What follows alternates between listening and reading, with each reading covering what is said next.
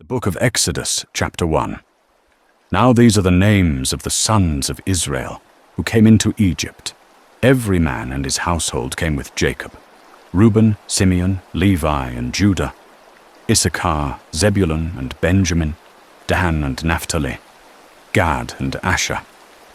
And all the souls that came out of the loins of Jacob were 70 souls. And Joseph was in Egypt already. And Joseph died, and all his brethren, and all that generation. And the children of Israel were fruitful, and increased abundantly, and multiplied, and waxed exceeding mighty, and the land was filled with them. Now there arose a new king over Egypt, who knew not Joseph. And he said unto his people, Behold, the people of the children of Israel are more and mightier than we. Come, let us deal wisely with them, lest they multiply. And it come to pass, that, when there falleth out any war, they also join themselves unto our enemies, and fight against us, and get them up out of the land. Therefore they did set over them taskmasters, to afflict them with their burdens. And they built for Pharaoh store cities, Pithom and Ramses. But the more they afflicted them, the more they multiplied, and the more they spread abroad. And they were grieved because of the children of Israel. And the Egyptians made the children of Israel to serve with rigor.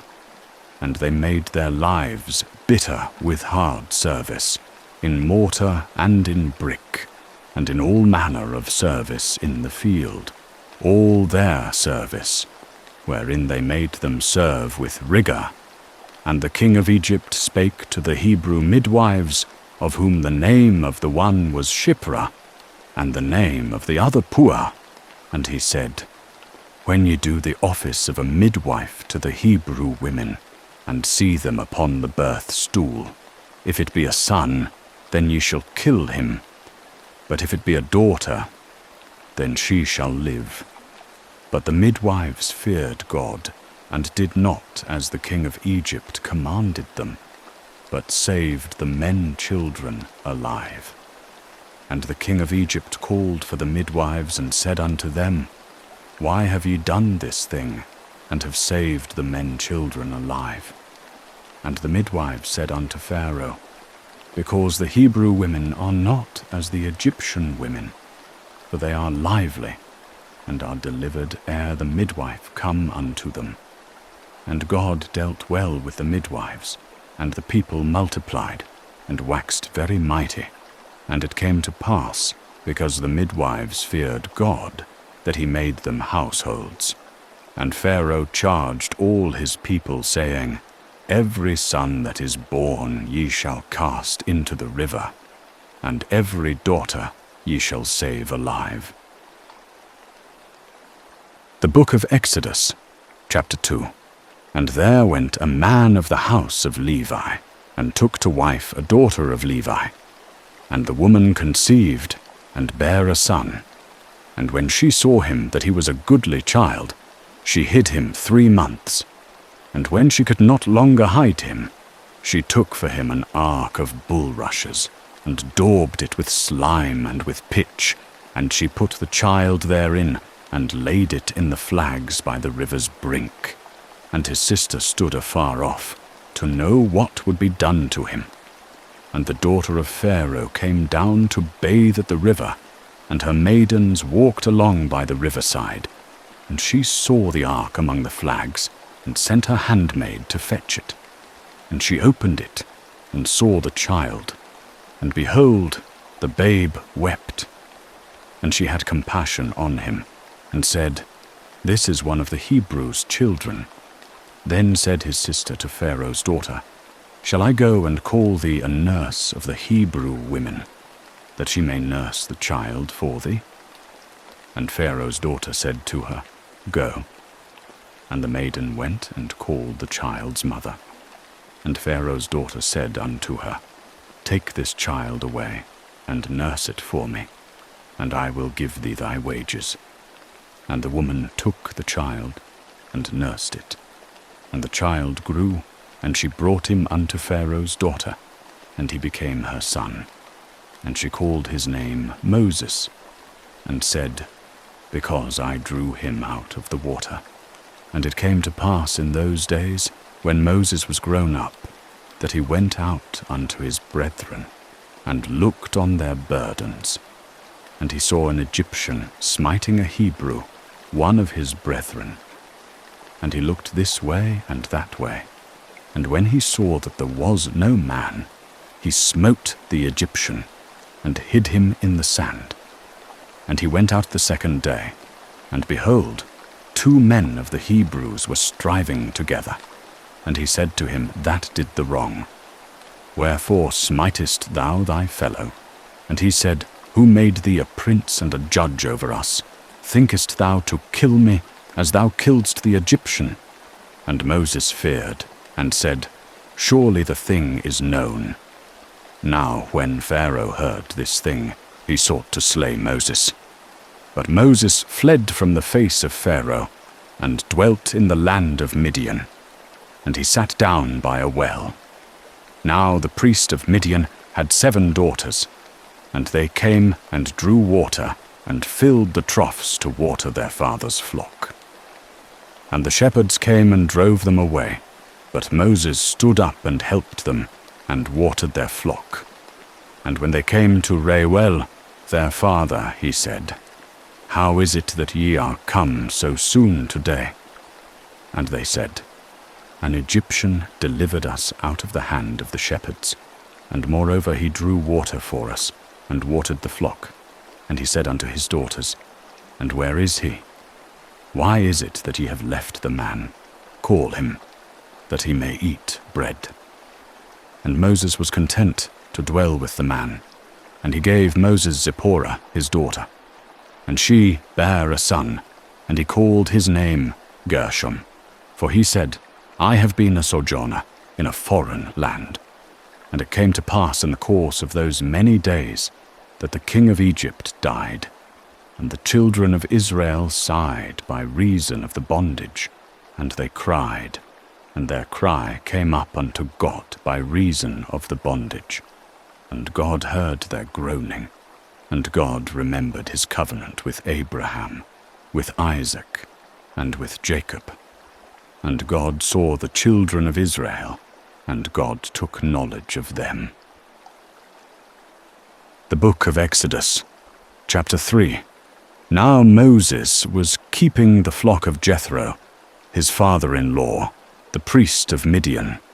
And he led the flock to the back of the wilderness, and came to the mountain of God, unto Horeb. And the angel of Jehovah appeared unto him, in a flame of fire out of the midst of a bush. And he looked, and behold, the bush burned with fire, and the bush was not consumed. And Moses said, I will turn aside now, and see this great sight, why the bush is not burnt. And when Jehovah saw that he turned aside to see, God called unto him out of the midst of the bush, and said, Moses, Moses. And he said, Here am I.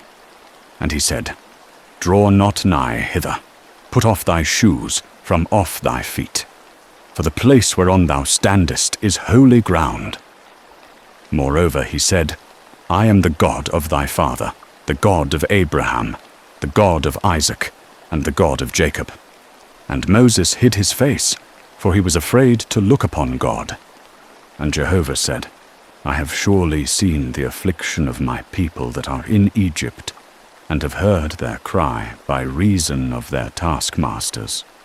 For I know their sorrows, and I am come down to deliver them out of the hand of the Egyptians, and to bring them up out of that land unto a good land and a large, unto a land flowing with milk and honey, unto the place of the Canaanite, and the Hittite, and the Amorite, and the Perizzite, and the Hivite, and the Jebusite. And now, behold, the cry of the children of Israel is come unto me. Moreover, I have seen the oppression wherewith the Egyptians oppress them. Come now, therefore, and I will send thee unto Pharaoh, that thou mayest bring forth my people, the children of Israel out of Egypt.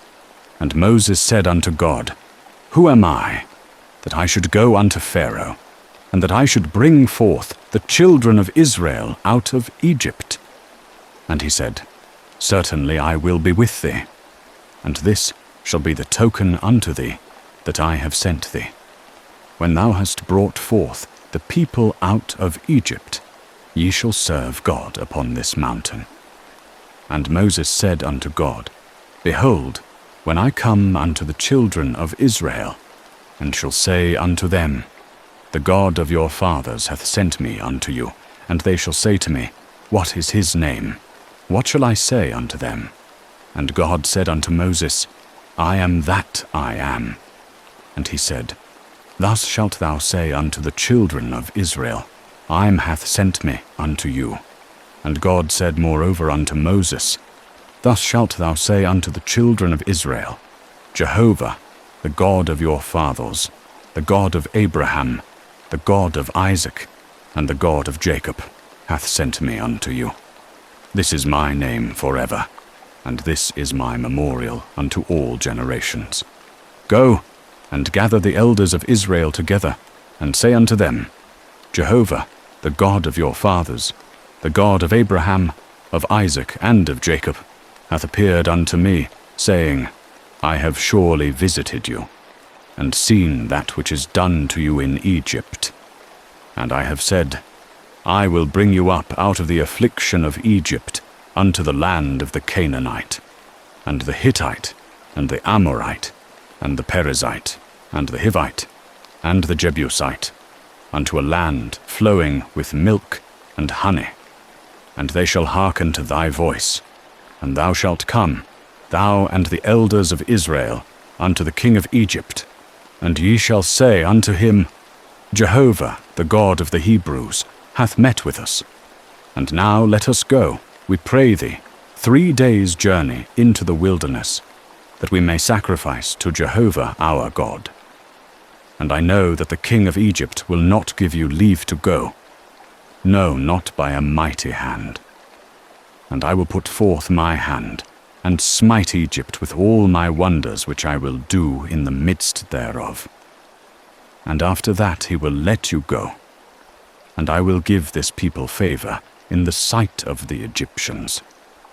And it shall come to pass, that when ye go, ye shall not go empty. But every woman shall ask of her neighbor, and of her that sojourneth in her house, jewels of silver, and jewels of gold, and raiment. And ye shall put them upon your sons, and upon your daughters, and ye shall spoil the Egyptians.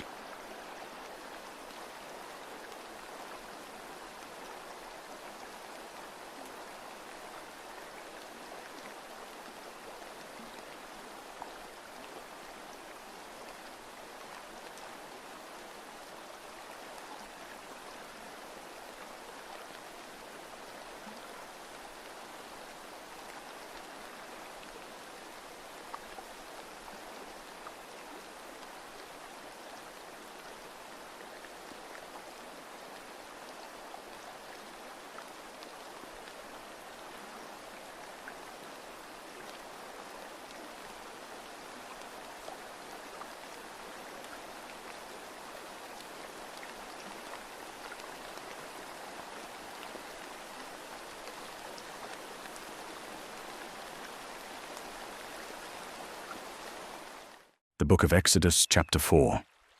And Moses answered and said, But behold, they will not believe me, nor hearken unto my voice.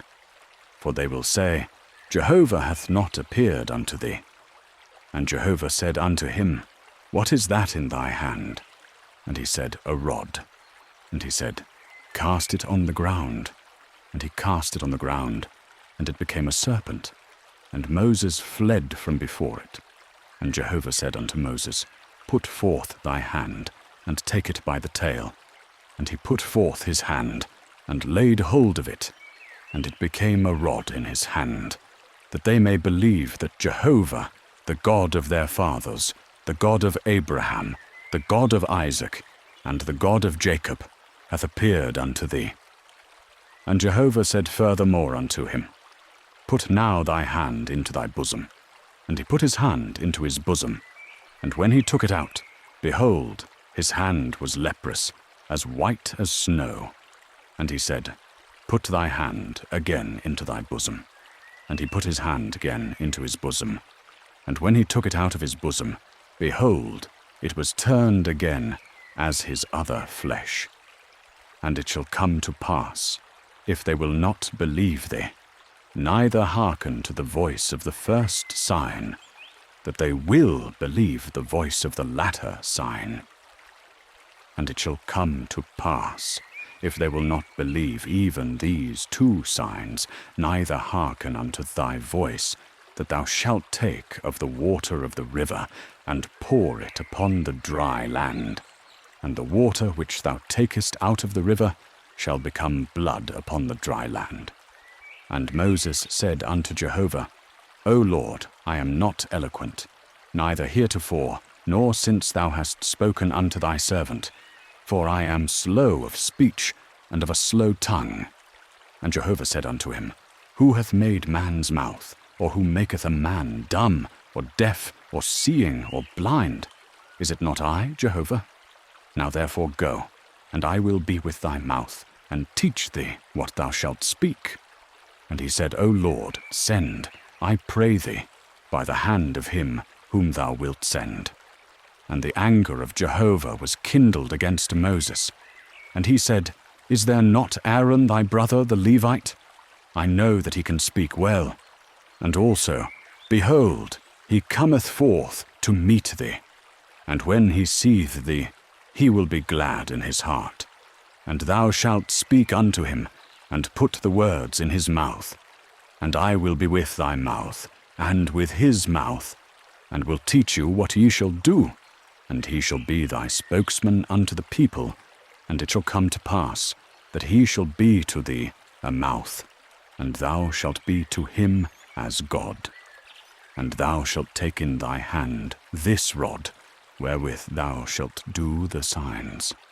And Moses went and returned to Jethro his father-in-law, and said unto him, Let me go, I pray thee, and return unto my brethren that are in Egypt, and see whether they be yet alive. And Jethro said to Moses, Go in peace. And Jehovah said unto Moses in Midian, Go, return into Egypt, for all the men are dead that sought thy life. And Moses took his wife and his sons, and set them upon an ass, and he returned to the land of Egypt.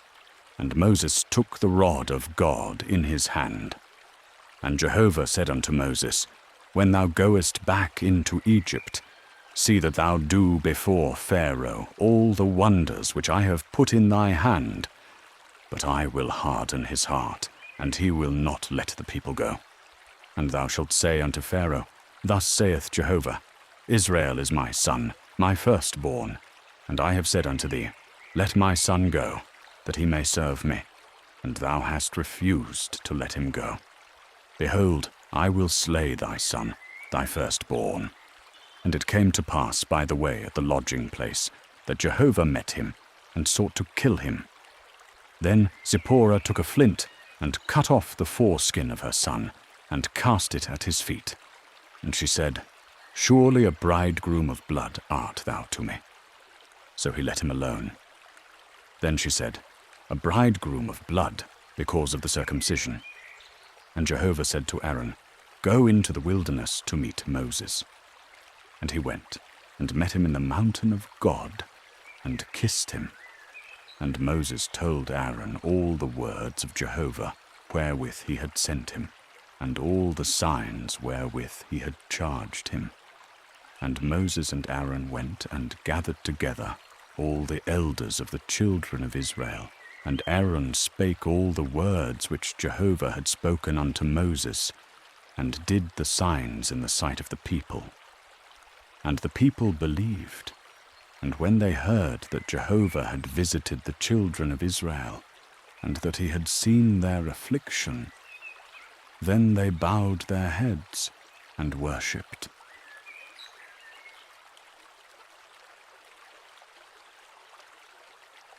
The book of Exodus, chapter 5. Afterward Moses and Aaron came, and said unto Pharaoh, Thus saith Jehovah, the God of Israel, Let my people go, that they may hold a feast unto me in the wilderness. And Pharaoh said, Who is Jehovah, that I should hearken unto his voice, to let Israel go? I know not Jehovah, neither will I let Israel go. And they said, The God of the Hebrews hath met with us. Now let us go, we pray thee, 3 days' journey into the wilderness, that we may sacrifice to Jehovah our God, lest he fall upon us with pestilence, or with the sword. And the king of Egypt said unto them, Why do ye, Moses and Aaron, let the people from their works get you unto your burdens? And Pharaoh said, Behold, the people of the land now are many, and ye make them rest from their burdens. And Pharaoh commanded the taskmasters of the people and their officers, saying, Ye shall no more give the people straw to make brick, as heretofore. Let them go and gather straw for themselves, and the tale of the bricks which they made heretofore ye shall lay upon them. Ye shall not diminish aught thereof, for they be idle. Therefore they cry, saying, Let us go and sacrifice to our God. Let their more work be laid upon the men, that they may labor therein, and let them not regard vain words. And the taskmasters of the people went out, and their officers, and they spake to the people, saying, Thus saith Pharaoh, I will not give you straw. Go ye, get you straw where ye can find it, yet none of your work shall be diminished. So the people were scattered abroad throughout all the land of Egypt to gather stubble instead of straw. And the taskmasters pressed them, saying, Fulfill your work, your daily tale, as when there was straw. And the officers of the children of Israel, whom Pharaoh's taskmasters set over them, were beaten, and asked, Wherefore have ye not fulfilled your task, your daily tale of bricks, as heretofore, both yesterday and today, saying, Let us go and sacrifice to our God? And the officers of the children of Israel came and cried unto Pharaoh, saying, Wherefore dealest thou thus with thy servants? There is no straw given unto thy servants. And they say to us, Make brick. And behold, thy servants are beaten, but the fault is in thy people. And he said, Ye are idle, ye are idle. Therefore ye say, Let us go and sacrifice to Jehovah. Go therefore now and work, for there shall no straw be given you, yet shall ye deliver the tale of bricks. And the officers of the children of Israel did see that they were in evil case, after it had been said, Ye shall not diminish aught from your bricks of your daily tale. And they met Moses and Aaron, who stood in the way, as they came forth from Pharaoh. And they said unto them, Jehovah look upon you, and judge, because ye have made us abhorrent in the sight of Pharaoh, and in the sight of his servants, to put a sword in their hand, to slay us. And Moses returned unto Jehovah, and said, Lord, wherefore hast thou so evil entreated this people? Why is it that thou hast sent me? For since I came unto Pharaoh to speak in thy name, he hath evil entreated this people, neither hast thou delivered thy people. The Book of Exodus, chapter 6. Then Jehovah said unto Moses, Now shalt thou see what I will do to Pharaoh. For by a strong hand shall he let them go, and by a strong hand shall he drive them out of his land. And God spake unto Moses, and said unto him, I am Jehovah, and I appeared unto Abraham, unto Isaac, and unto Jacob, as God Almighty. But by my name, Jehovah, was I not known to them. And I have also established my covenant with them, to give them the land of Canaan, the land of their sojournings, wherein they sojourned.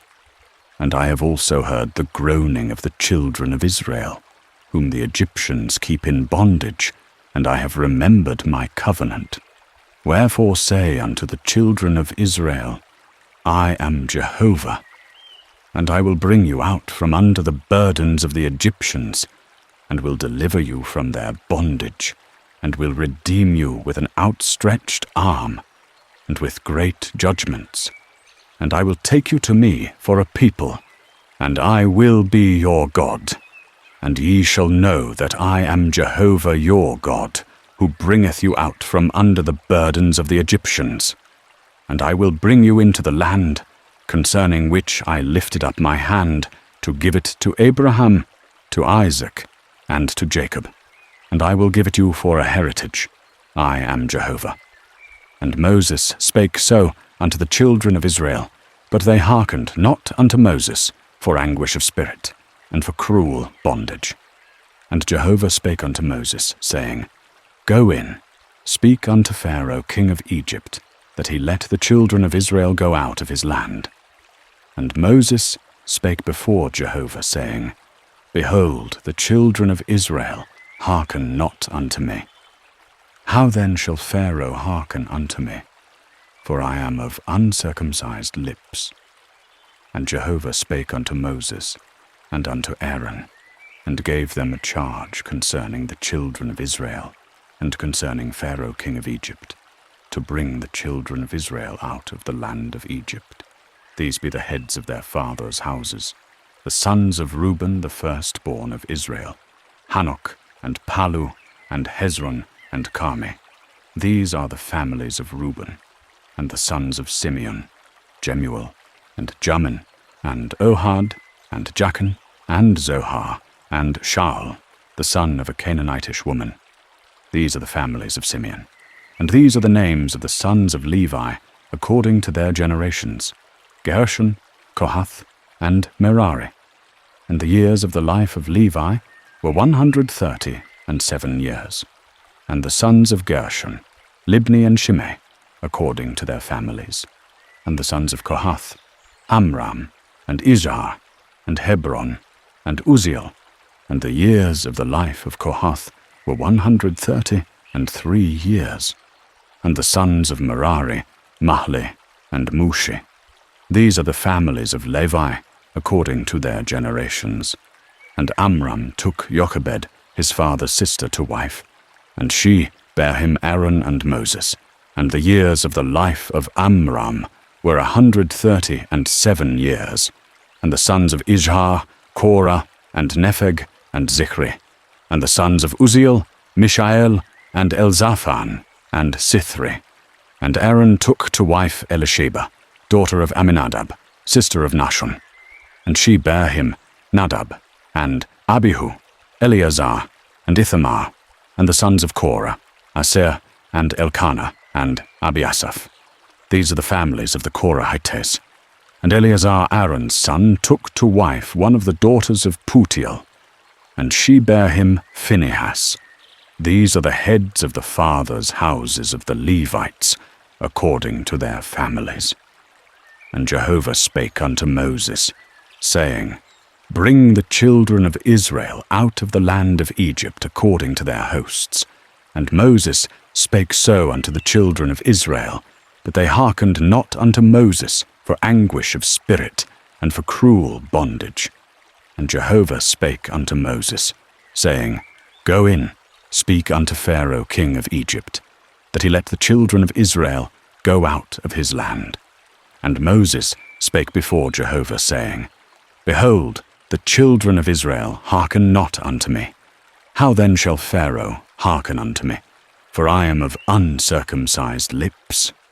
And Jehovah spake unto Moses and unto Aaron, and gave them a charge concerning the children of Israel, and concerning Pharaoh king of Egypt, to bring the children of Israel out of the land of Egypt by their hosts.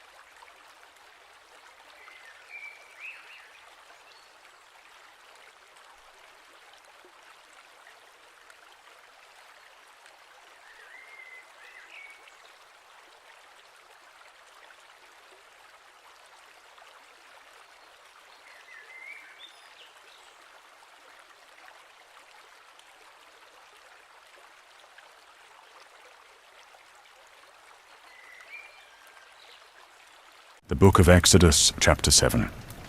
And Jehovah said unto Moses, See, I have made thee a god to Pharaoh, and Aaron thy brother shall be thy prophet.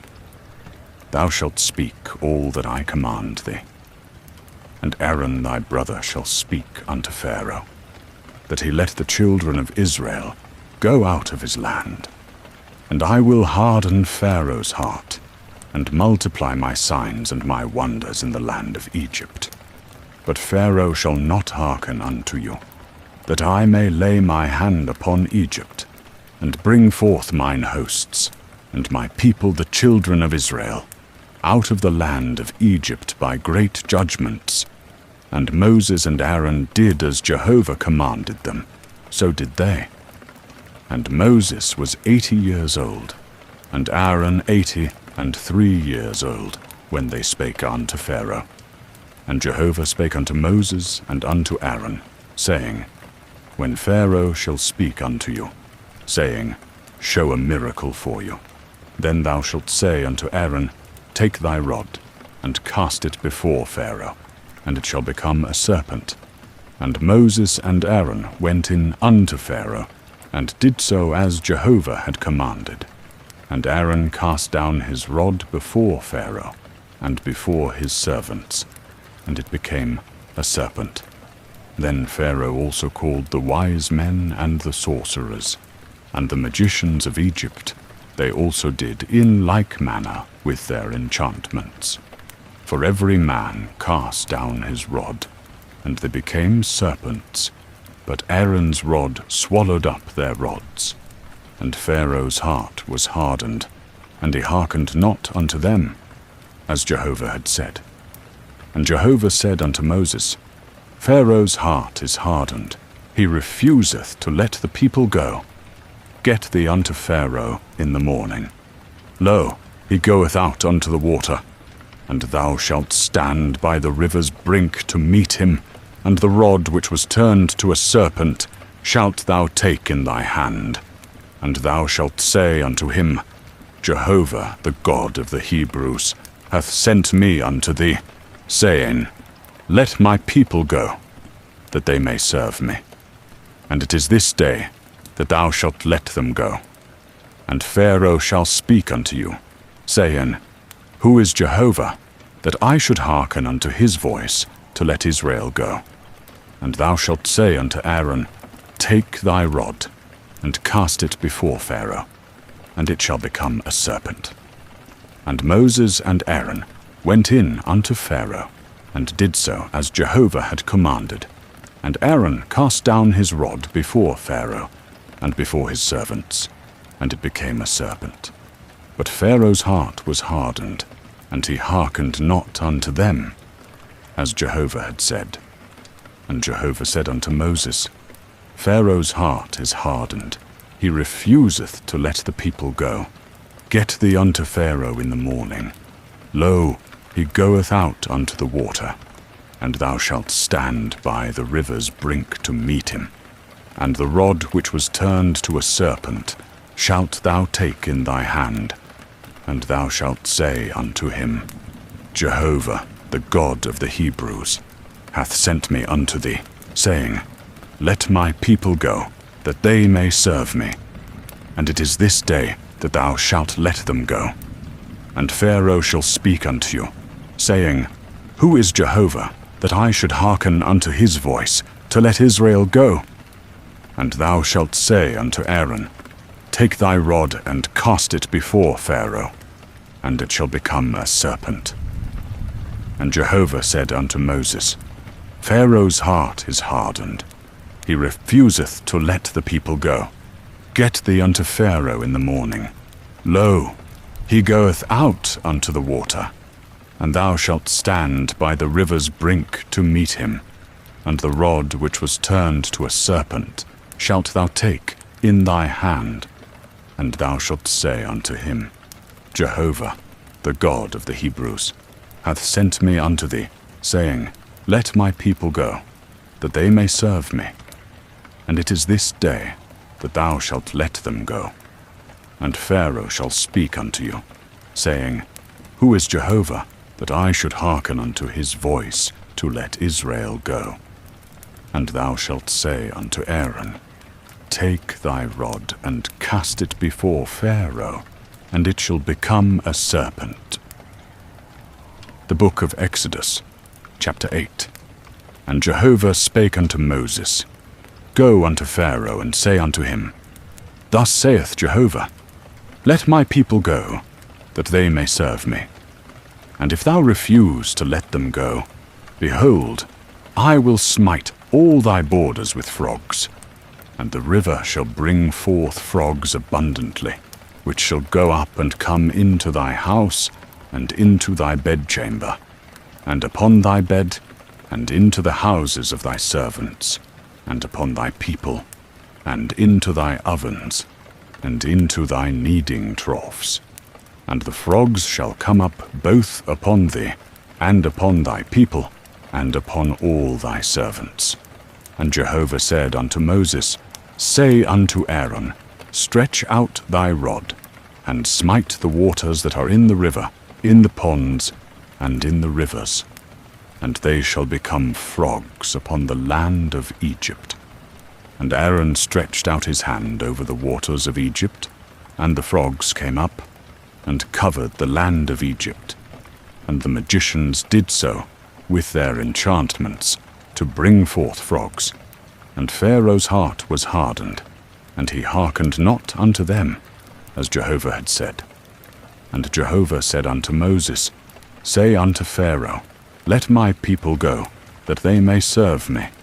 And if thou refuse to let them go, behold, I will smite all thy borders with gnats, and they shall come upon man, and upon beast, and upon all the dust of the land, and shall become gnats throughout all the land of Egypt. And they did so. For Aaron stretched out his hand with his rod, and smote the dust of the land, and it became gnats in man, and in beast, and the magicians sought to bring forth gnats by their enchantments, and they could not. And there were gnats upon man, and upon beast. And the magicians said unto Pharaoh, This is the finger of God.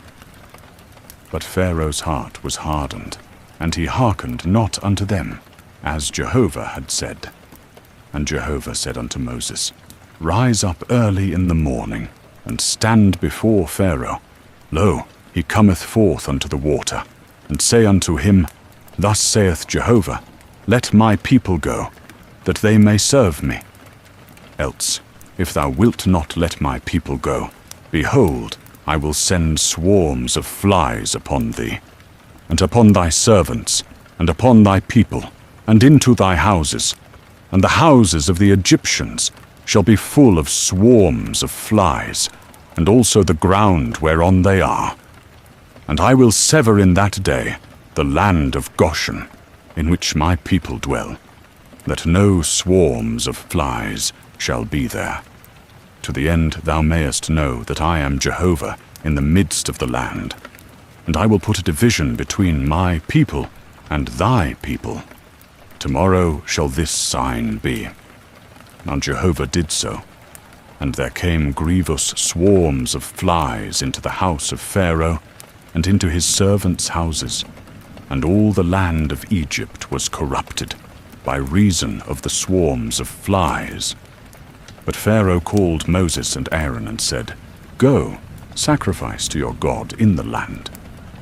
And Moses said, It is not meet so to do, for we shall sacrifice the abomination of the Egyptians unto Jehovah our God. Lo, shall we sacrifice the abomination of the Egyptians before their eyes, and will they not stone us? We will go 3 days' journey into the wilderness, and sacrifice to Jehovah our God, as he shall command us. And Pharaoh said, I will let you go, that ye may sacrifice to Jehovah your God in the wilderness. Only ye shall not go very far away. Pray for me. And Moses said, Behold, I go out from thee, and I will pray unto Jehovah, that the swarms of flies may depart from Pharaoh, from his servants, and from his people tomorrow. Only let not Pharaoh deal deceitfully any more in not letting the people go to sacrifice to Jehovah. And Moses went out from Pharaoh and prayed unto Jehovah. And Jehovah did according to the word of Moses. And he removed the swarms of flies from Pharaoh, from his servants, and from his people. There remained not one. But Pharaoh hardened his heart this time also. Neither would he let the people go. The book of Exodus, chapter 9. And Jehovah said unto Moses, Go in unto Pharaoh, and tell him, Thus saith Jehovah the God of the Hebrews, Let my people go, that they may serve me. For if thou refuse to let them go, and wilt hold them still, behold, the hand of Jehovah shall be upon thy cattle which are in the field, upon the horses, upon the asses, upon the camels, upon the oxen, and upon the sheep. There shall be a very grievous murrain, and Jehovah shall make a difference between the cattle of Israel and the cattle of Egypt. And there shall nothing die of all that belongeth unto the children of Israel. And Jehovah appointed a set time, saying, Tomorrow Jehovah shall do this thing in the land. And Jehovah did that thing on the morrow, and all the cattle of Egypt died. But of the cattle of the children of Israel died not one. And Pharaoh sent, and behold, there was not one of the cattle of Israel dead. And Pharaoh's heart was hardened, and he hearkened not unto them, as Jehovah had said. And Jehovah said unto Moses and unto Aaron, Take to you handfuls of ashes of the furnace, and let Moses sprinkle it toward the heaven in the sight of Pharaoh. And it shall become small dust in all the land of Egypt, and shall be a boil breaking forth with blains upon man and upon beast throughout all the land of Egypt. And they took ashes of the furnace, and stood before Pharaoh, and Moses sprinkled it up toward the heaven, and it became a boil breaking forth with blains upon man and upon beast. And the magicians could not stand before Moses because of the boils. For the boil was upon the magicians and upon all the Egyptians. And Jehovah hardened the heart of Pharaoh, and he hearkened not unto them, as Jehovah had said unto Moses. And Jehovah said unto Moses, Go in unto Pharaoh, and tell him, Thus saith Jehovah the God of the Hebrews, Let my people go, that they may serve me.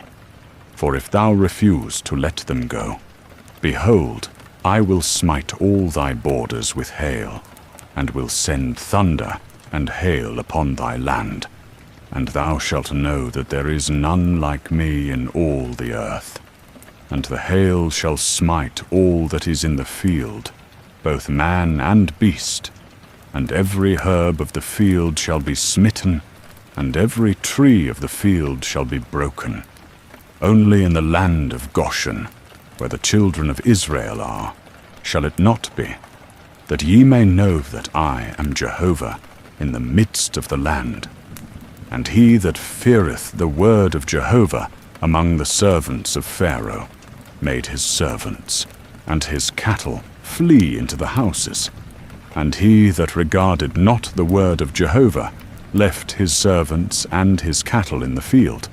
And Jehovah said unto Moses, Stretch out thy hand toward heaven, that there may be hail in all the land of Egypt, upon man, and upon beast, and upon every herb of the field throughout the land of Egypt. And Moses stretched forth his rod toward heaven, and Jehovah sent thunder and hail, and the fire ran along upon the ground, and Jehovah rained hail upon the land of Egypt. So there was hail and fire mingled with the hail, very grievous, such as there was none like it in all the land of Egypt since it became a nation. And the hail smote throughout all the land of Egypt, all that was in the field, both man and beast. And the hail smote every herb of the field, and brake every tree of the field.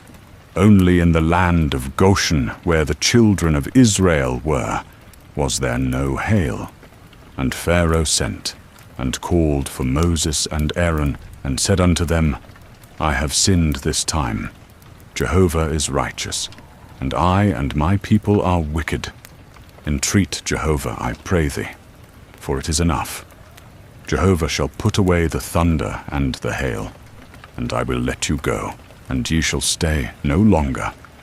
And Moses said unto him, As soon as I am gone out of the city, I will spread abroad my hands unto Jehovah, and the thunder shall cease, neither shall there be any more hail, that thou mayest know how that the earth is Jehovah's. But as for thee and thy servants, I know that ye will not yet fear Jehovah God.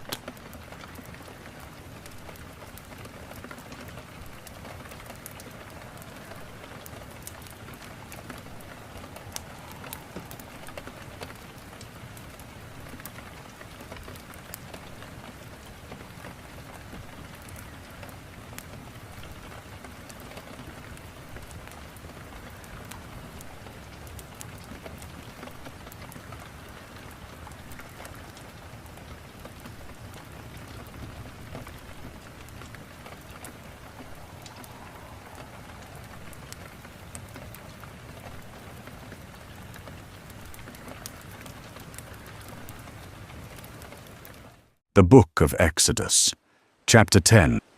And Jehovah said unto Moses, Go in unto Pharaoh, for I have hardened his heart, and the heart of his servants, that I might show these my signs in the midst of them, and that thou mayest tell in the hearing of thy son, and of thy son's son, how I have dealt harshly with the Egyptians, and what signs I have done among them, that ye may know that I am Jehovah. And Moses and Aaron went in unto Pharaoh, and said unto him, Thus saith Jehovah, the God of the Hebrews, How long wilt thou refuse to humble thyself before me?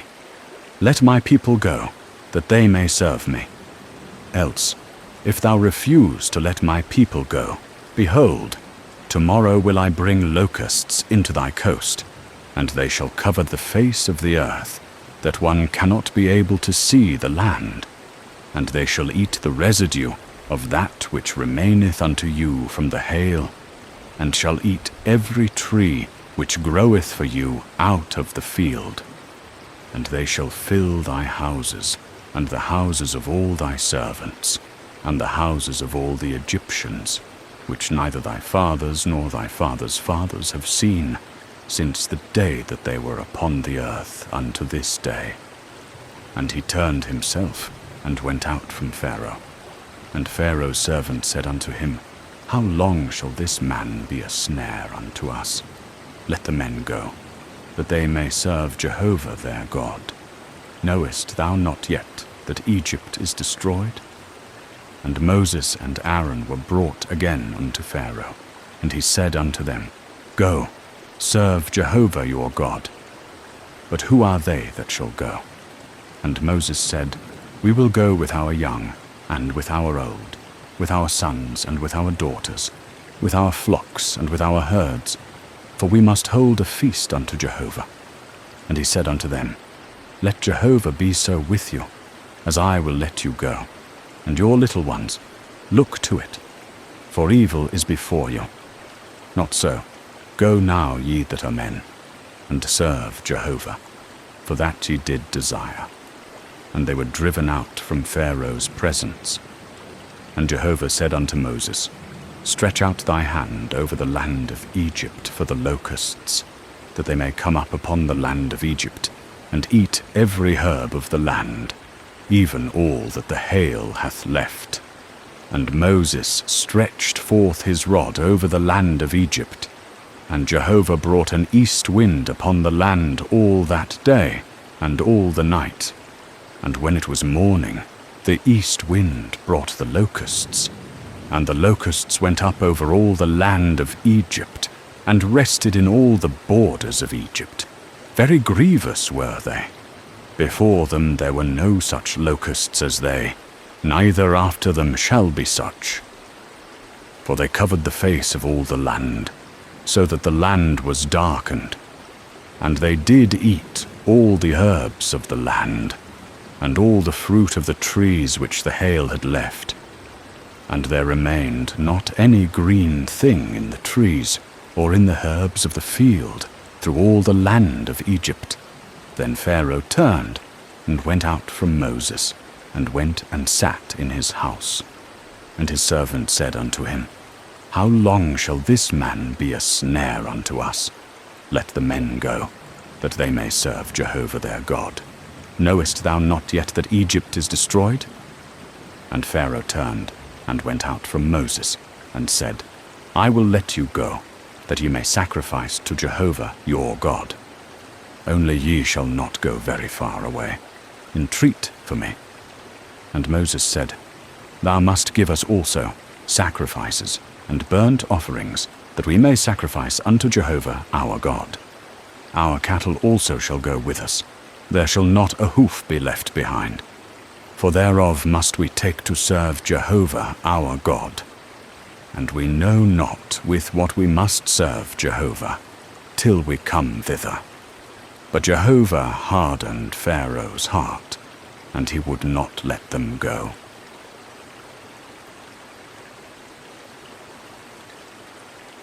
The book of Exodus, chapter 11.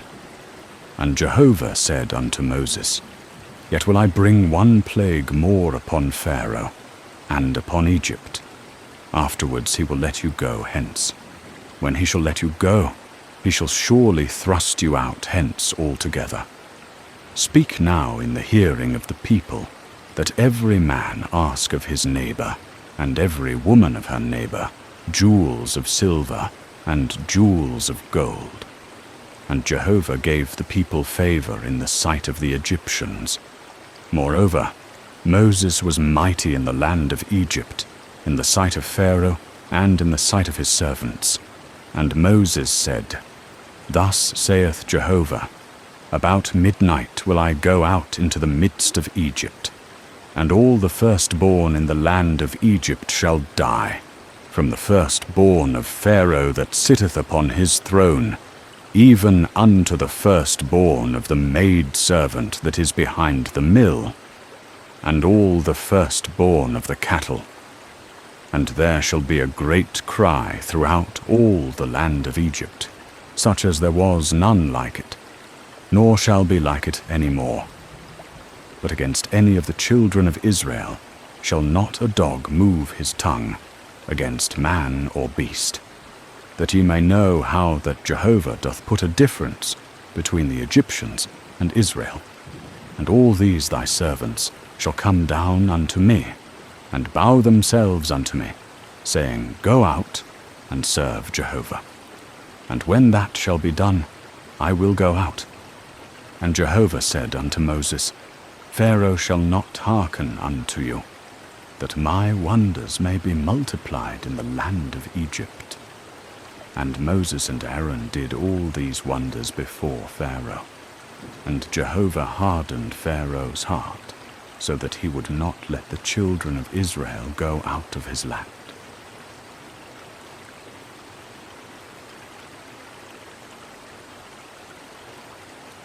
The book of Exodus, chapter 12. And Jehovah spake unto Moses and Aaron in the land of Egypt, saying, This month shall be unto you the beginning of months. It shall be the first month of the year to you. Speak ye unto all the congregation of Israel, saying, In the 10th day of this month they shall take to them every man a lamb, according to the house of their fathers, a lamb for a house. And if the household be too little for a lamb, let him and his neighbor, next unto his house, take it according to the number of the souls. Every man according to his eating shall make your count for the lamb. Your lamb shall be without blemish. a male of the first year. Ye shall take it out from the sheep, or from the goats, and ye shall keep it up until the 14th day of the same month. And the whole assembly of the congregation of Israel shall kill it in the evening, and they shall take of the blood, and strike it on the 2 side posts, and on the upper doorpost of the houses, wherein they shall eat it. And they shall eat the flesh in that night, roasted with fire, and unleavened bread, and with bitter herbs they shall eat it. Eat not of it raw, nor sodden at all with water, but roasted with fire, its head with its legs, and with the purtenance thereof. Ye shall let nothing of it remain until the morning, and that which remaineth until the morning ye shall burn with fire.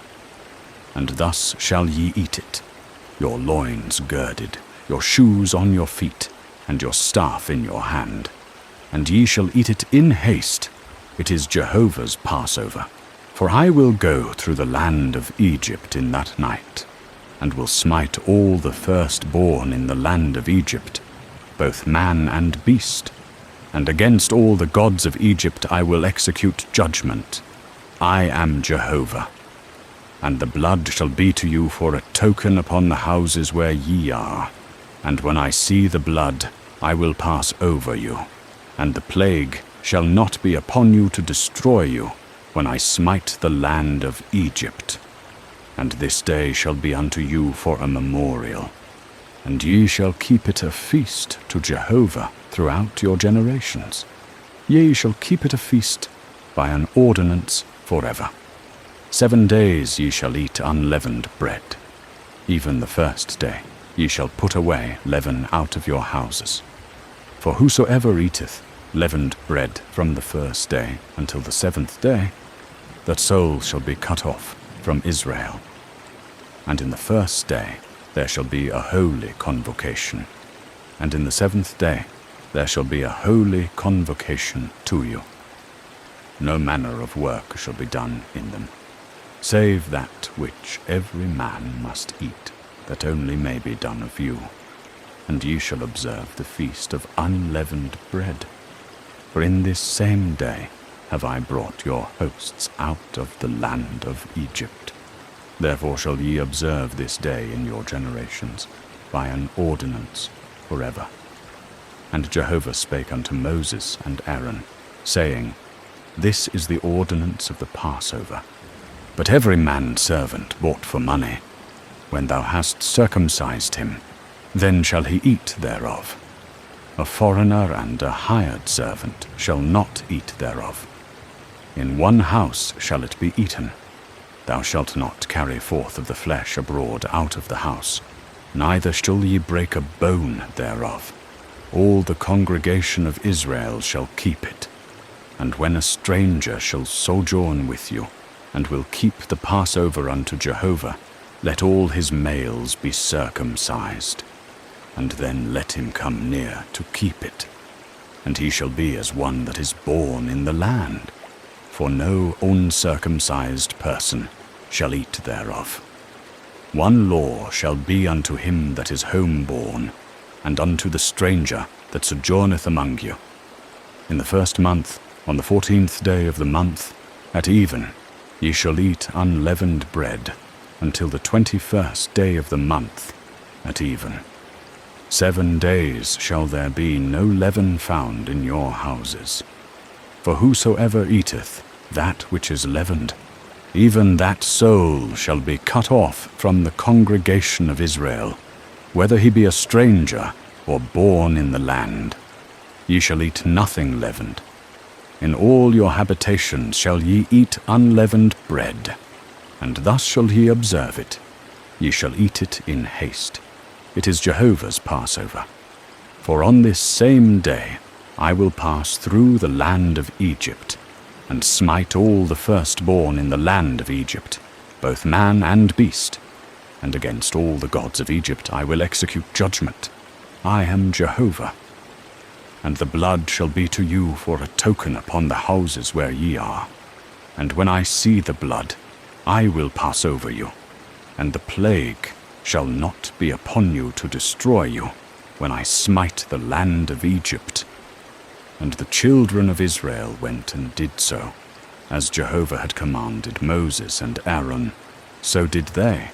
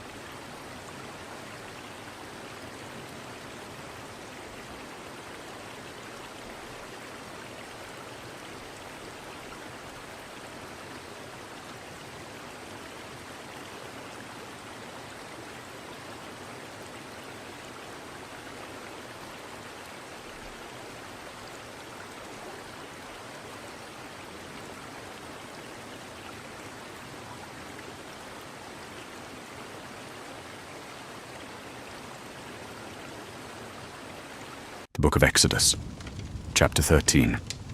And Jehovah spake unto Moses, saying, Sanctify unto me all the firstborn, whatsoever openeth the womb among the children of Israel, both of man and of beast.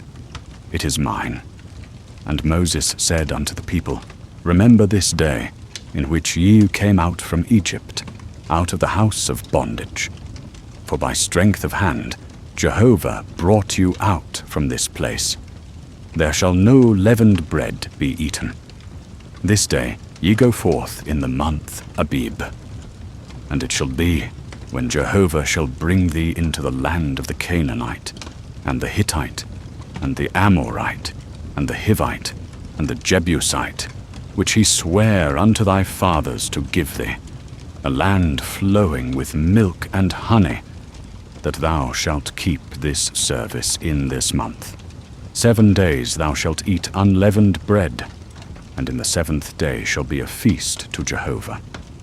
Unleavened bread shall be eaten throughout the 7 days, and there shall no leavened bread be seen with thee, neither shall there be leaven seen with thee in all thy borders. And thou shalt tell thy son in that day, saying, It is because of that which Jehovah did for me when I came forth out of Egypt. And it shall be for a sign unto thee upon thy hand, and for a memorial between thine eyes, that the law of Jehovah may be in thy mouth. For with a strong hand hath Jehovah brought thee out of Egypt. Thou shalt therefore keep this ordinance in its season from year to year. And it shall be, when Jehovah shall bring thee into the land of the Canaanite, as he sware unto thee and to thy fathers, and shall give it thee, that thou shalt set apart unto Jehovah all that openeth the womb, and every firstling which thou hast that cometh of a beast. The males shall be Jehovah's, and every firstling of an ass thou shalt redeem with a lamb. And if thou wilt not redeem it, then thou shalt break its neck. and all the firstborn of man among thy sons shalt thou redeem.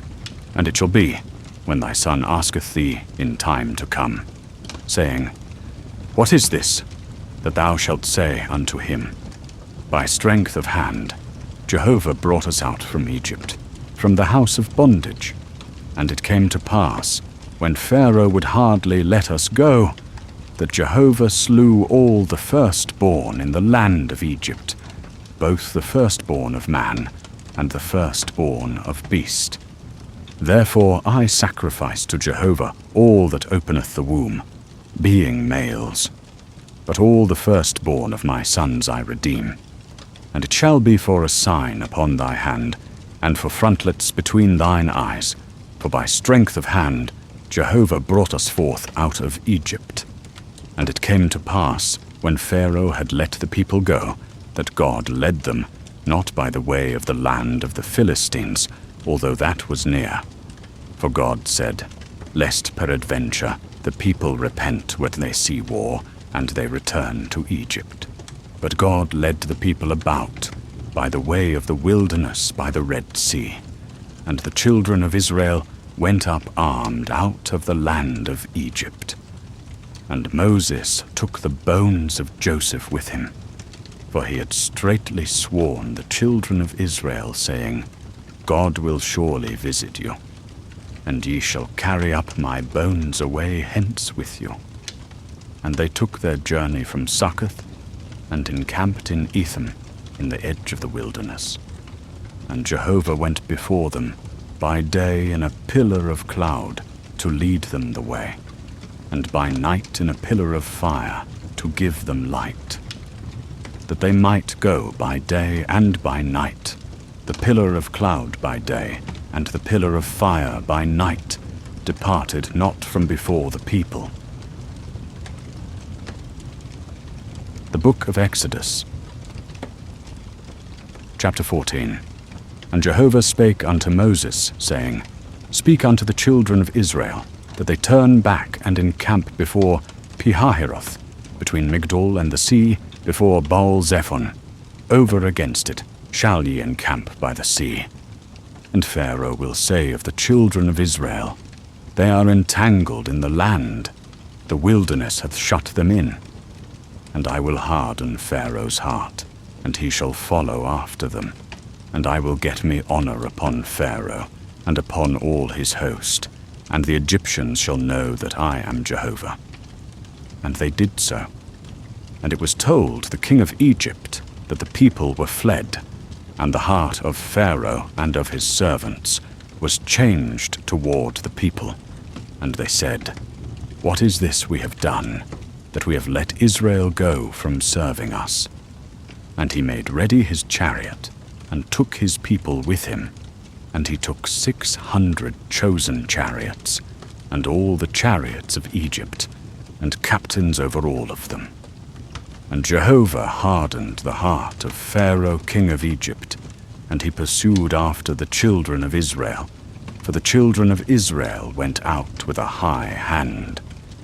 And the Egyptians pursued after them, all the horses and chariots of Pharaoh, and his horsemen, and his army, and overtook them encamping by the sea, beside Pi-hahiroth, before Baal-zephon. And when Pharaoh drew nigh, the children of Israel lifted up their eyes, and behold, the Egyptians were marching after them, and they were sore afraid. And the children of Israel cried out unto Jehovah. And they said unto Moses, Because there were no graves in Egypt, hast thou taken us away to die in the wilderness? Wherefore hast thou dealt thus with us, to bring us forth out of Egypt? Is not this the word that we spake unto thee in Egypt, saying, Let us alone, that we may serve the Egyptians? For it were better for us to serve the Egyptians, than that we should die in the wilderness. And Moses said unto the people, Fear ye not, stand still, and see the salvation of Jehovah, which he will work for you today. For the Egyptians whom ye have seen today, ye shall see them again no more forever. Jehovah will fight for you, and ye shall hold your peace. And Jehovah said unto Moses, Wherefore criest thou unto me? Speak unto the children of Israel, that they go forward. And lift thou up thy rod, and stretch out thy hand over the sea, and divide it. And the children of Israel shall go into the midst of the sea on dry ground. And I, behold, I will harden the hearts of the Egyptians, and they shall go in after them. And I will get me honor upon Pharaoh, and upon all his host, upon his chariots, and upon his horsemen. And the Egyptians shall know that I am Jehovah, when I have gotten me honor upon Pharaoh, upon his chariots, and upon his horsemen. And the angel of God, who went before the camp of Israel, removed and went behind them. And the pillar of cloud removed from before them, and stood behind them. And it came between the camp of Egypt and the camp of Israel. And there was the cloud and the darkness, yet gave it light by night. And the one came not near the other all the night. And Moses stretched out his hand over the sea, and Jehovah caused the sea to go back by a strong east wind all the night, and made the sea dry land, and the waters were divided. And the children of Israel went into the midst of the sea upon the dry ground, and the waters were a wall unto them on their right hand and on their left. And the Egyptians pursued and went in after them into the midst of the sea, all Pharaoh's horses, his chariots, and his horsemen. And it came to pass, in the morning watch, that Jehovah looked forth upon the host of the Egyptians through the pillar of fire and of cloud, and discomfited the host of the Egyptians. And he took off their chariot wheels, and they drove them heavily, so that the Egyptians said, Let us flee from the face of Israel. For Jehovah fighteth for them against the Egyptians. And Jehovah said unto Moses, Stretch out thy hand over the sea, that the waters may come again upon the Egyptians, upon their chariots, and upon their horsemen. And Moses stretched forth his hand over the sea, and the sea returned to its strength when the morning appeared. And the Egyptians fled against it, and Jehovah overthrew the Egyptians in the midst of the sea. And the waters returned, and covered the chariots, and the horsemen, even all the host of Pharaoh that went in after them into the sea. There remained not so much as one of them. But the children of Israel walked upon dry land in the midst of the sea, and the waters were a wall unto them on their right hand and on their left. Thus Jehovah saved Israel that day out of the hand of the Egyptians. And Israel saw the Egyptians dead upon the seashore. And Israel saw the great work which Jehovah did upon the Egyptians.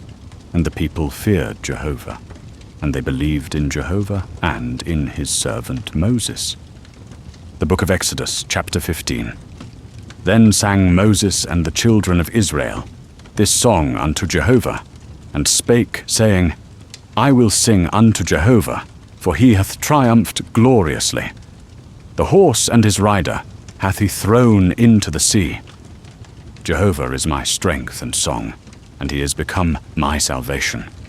This is my God, and I will praise him, my father's God, and I will exalt him. Jehovah is a man of war. Jehovah is his name. Pharaoh's chariots and his host hath he cast into the sea, and his chosen captains are sunk in the Red Sea. The deeps cover them. They went down into the depths like a stone. Thy right hand, O Jehovah, is glorious in power. Thy right hand, O Jehovah, dasheth in pieces the enemy. And in the greatness of thine excellency, thou overthrowest them that rise up against thee. Thou sendest forth thy wrath. It consumeth them as stubble. And with the blast of thy nostrils the waters were piled up. The floods stood upright as a heap. The deeps were congealed in the heart of the sea. The enemy said, I will pursue, I will overtake, I will divide the spoil. My desire shall be satisfied upon them. I will draw my sword, my hand shall destroy them. Thou didst blow with thy wind, the sea covered them. They sank as lead in the mighty waters.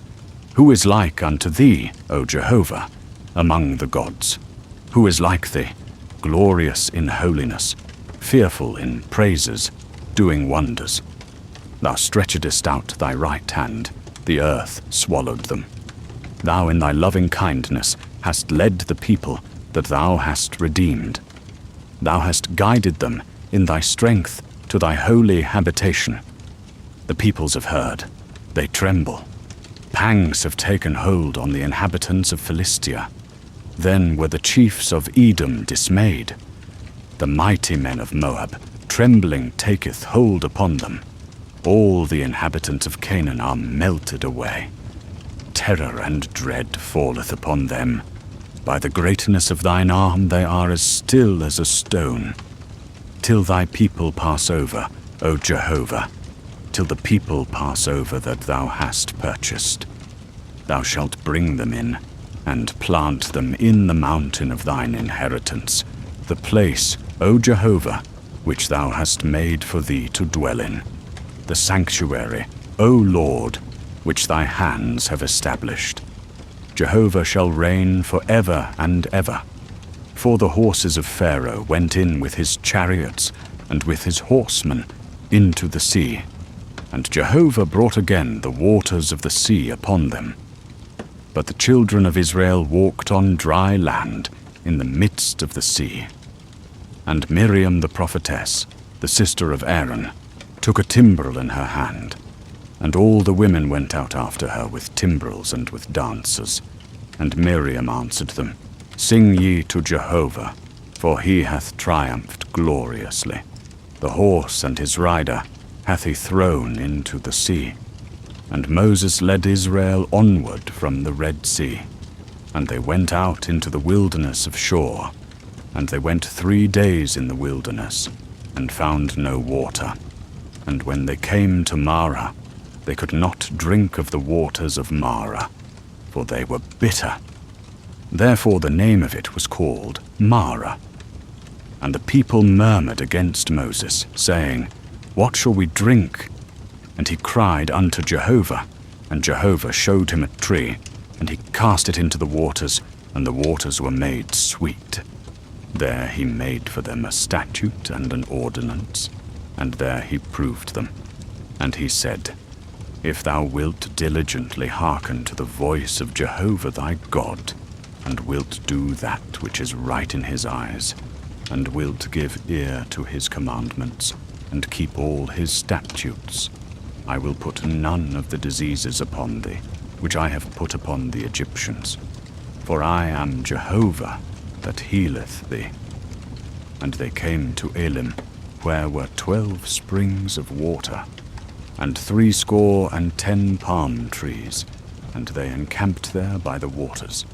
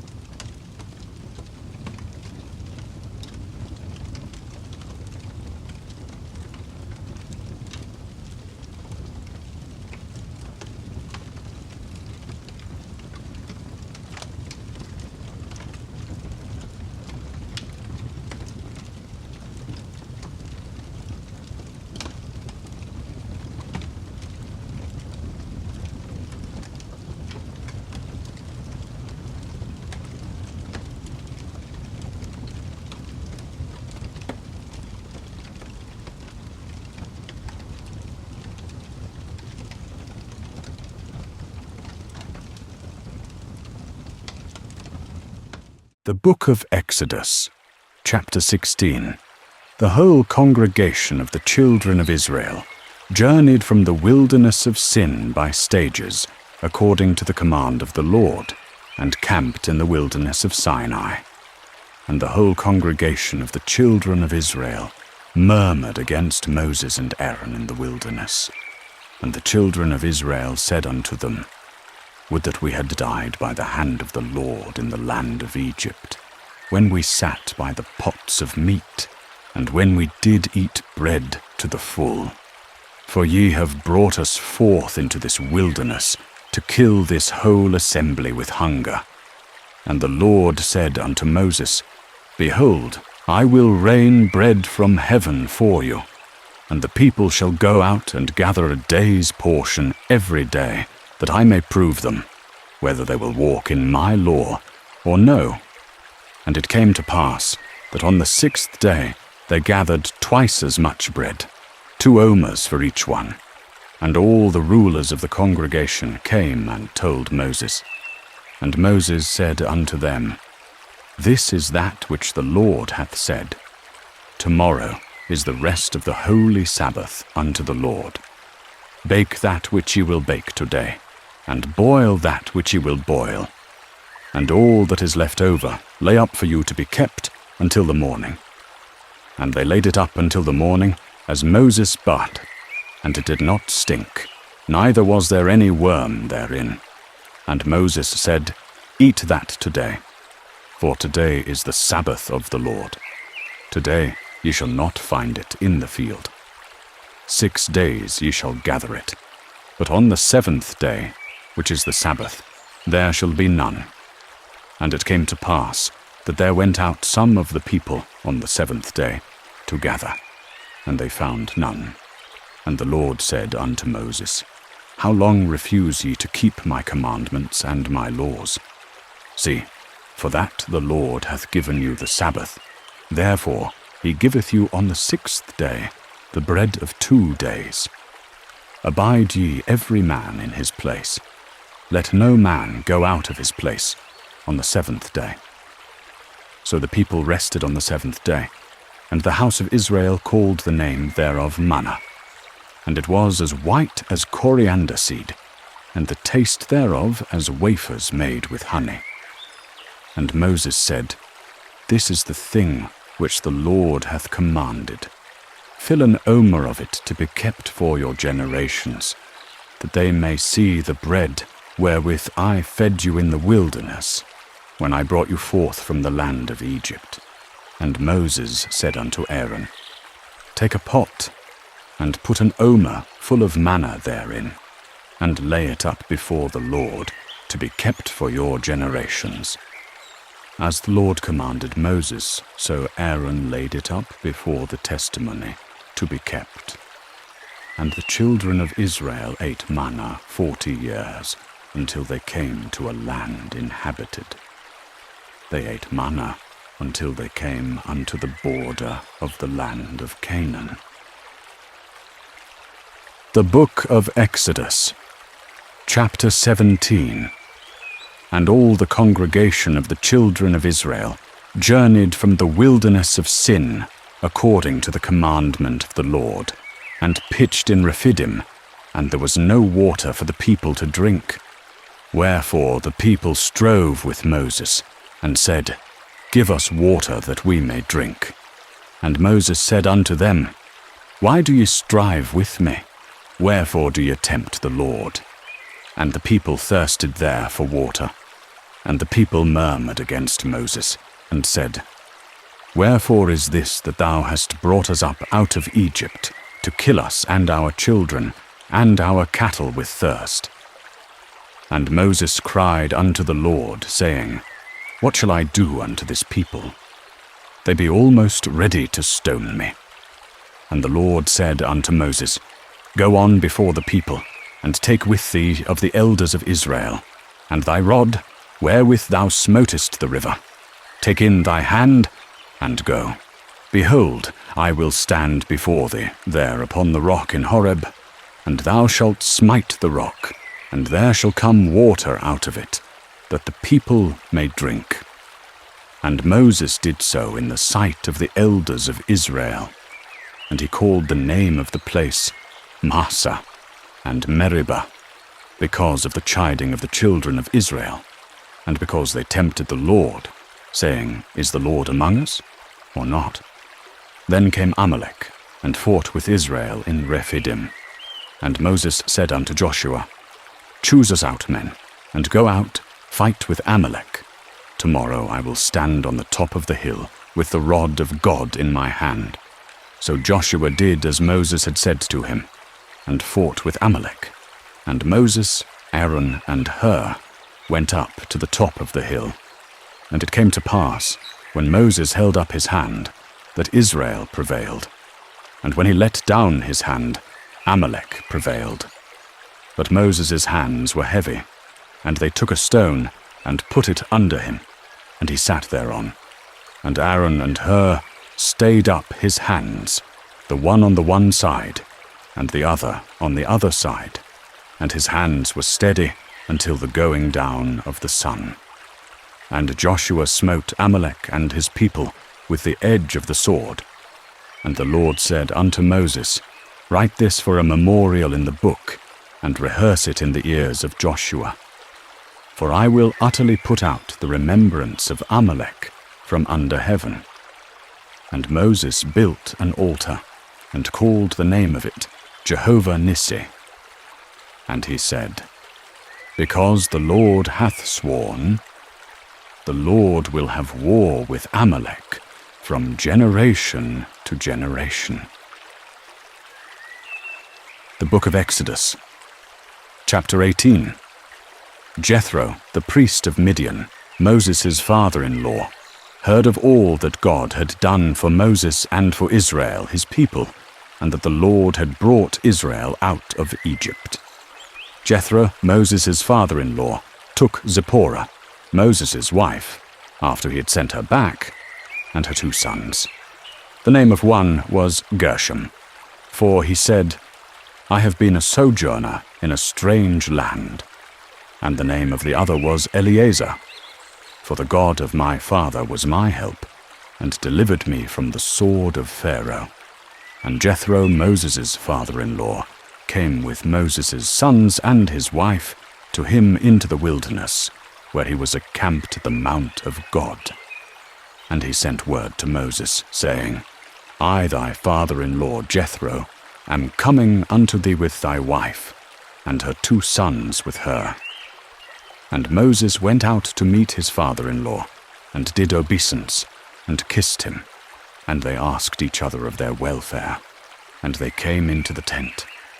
And Moses told his father-in-law all that the Lord had done unto Pharaoh, and to the Egyptians for Israel's sake, and all the travail that had come upon them by the way, and how the Lord delivered them.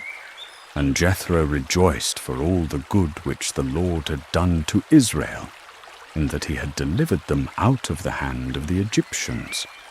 And Jethro said, Blessed be the Lord, who hath delivered you out of the hand of the Egyptians, and out of the hand of Pharaoh, who hath delivered the people from under the hand of the Egyptians. And Jethro said, Blessed be the Lord, who hath delivered you from the hand of the Egyptians. Now I know that the Lord is greater than all gods, for he delivered the people from under the hand of the Egyptians, who were above them. And Jethro, Moses' father-in-law, took a burnt offering and sacrifices for God. And Aaron came with all the elders of Israel to eat bread with Moses' father-in-law before God. And it came to pass on the morrow that Moses sat to judge the people. And the people stood by Moses from the morning unto the evening. And when Moses' father-in-law saw all that he did to the people, he said, What is this thing that thou doest to the people? Why sittest thou thyself alone, and all the people stand by thee from morning unto evening? And Moses said unto his father-in-law, Because the people come unto me to inquire of God. When they have a matter, they come unto me. and I judge between one and another, and I make them know the statutes of God and his laws. And Moses' father-in-law said unto him, The thing that thou doest is not good. Thou wilt surely wear away, both thou and this people that is with thee. For the thing is too heavy for thee. Thou art not able to perform it thyself alone. Hearken now unto my voice. I will give thee counsel, and God shall be with thee.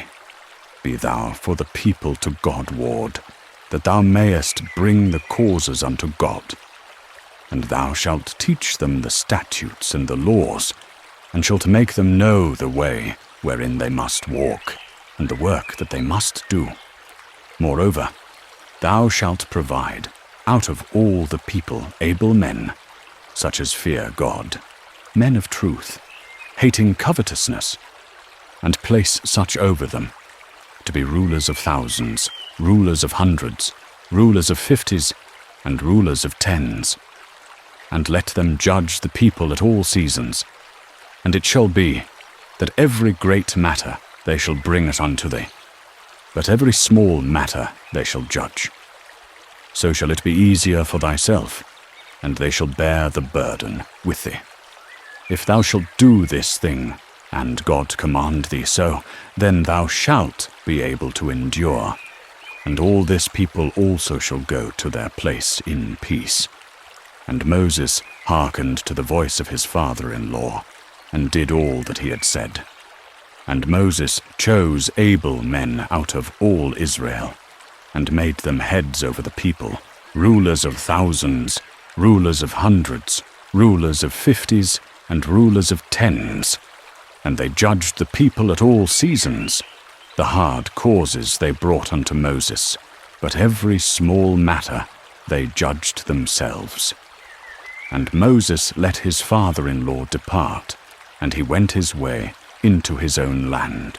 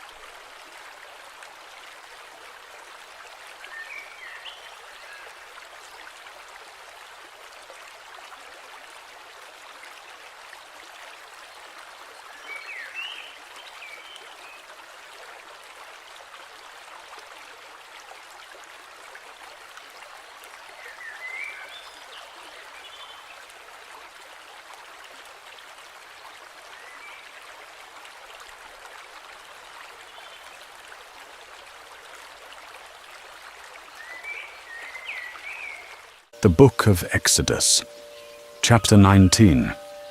In the 3rd month, when the children of Israel were gone out of the land of Egypt, the same day came they into the wilderness of Sinai. And they journeyed from Rephidim, and came into the wilderness of Sinai, and camped in the wilderness. And Israel camped there before the mount. And Moses went up unto God, and the Lord called unto him out of the mountain, saying, Thus shalt thou say unto the house of Jacob, and tell the children of Israel, Ye have seen what I did unto the Egyptians, and how I bore you on eagle's wings, and brought you unto myself. Now therefore, if ye will obey my voice indeed, and keep my covenant, then ye shall be a peculiar treasure unto me above all people. For all the earth is mine, and ye shall be unto me a kingdom of priests, and an holy nation.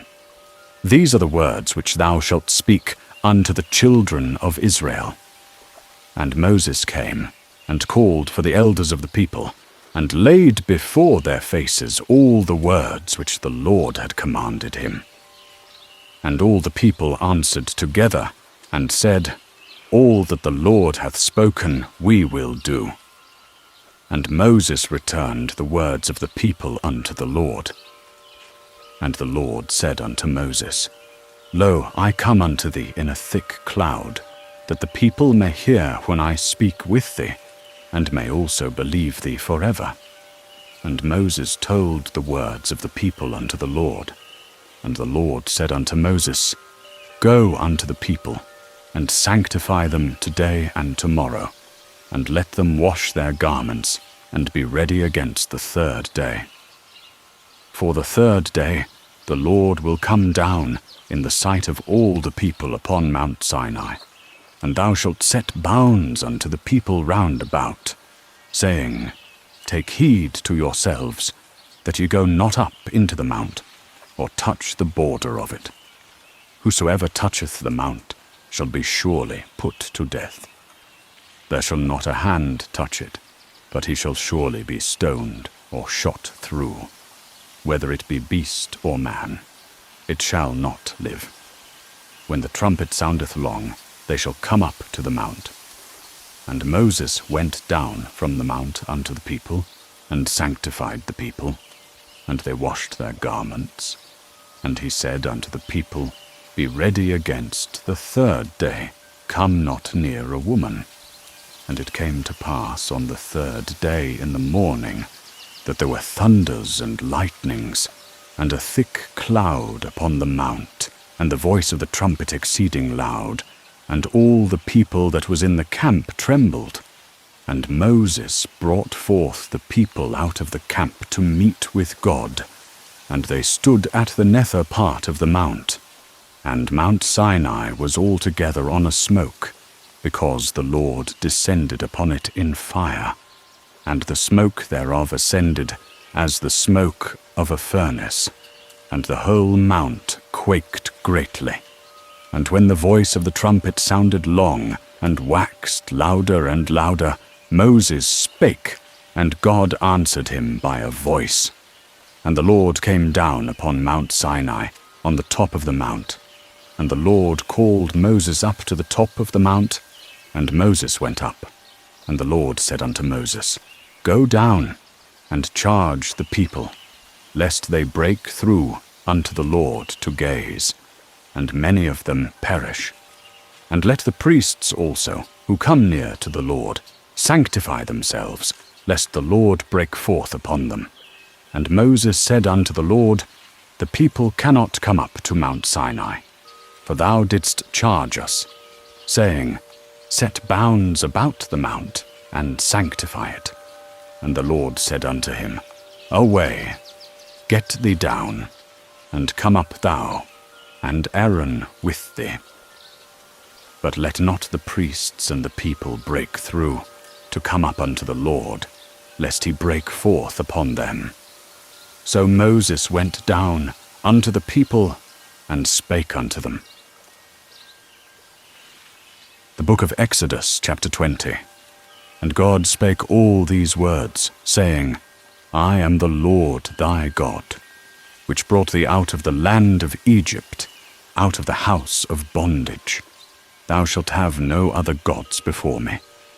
Thou shalt not make unto thee a graven image, nor any likeness of anything that is in heaven above, or that is in the earth beneath, or that is in the water under the earth.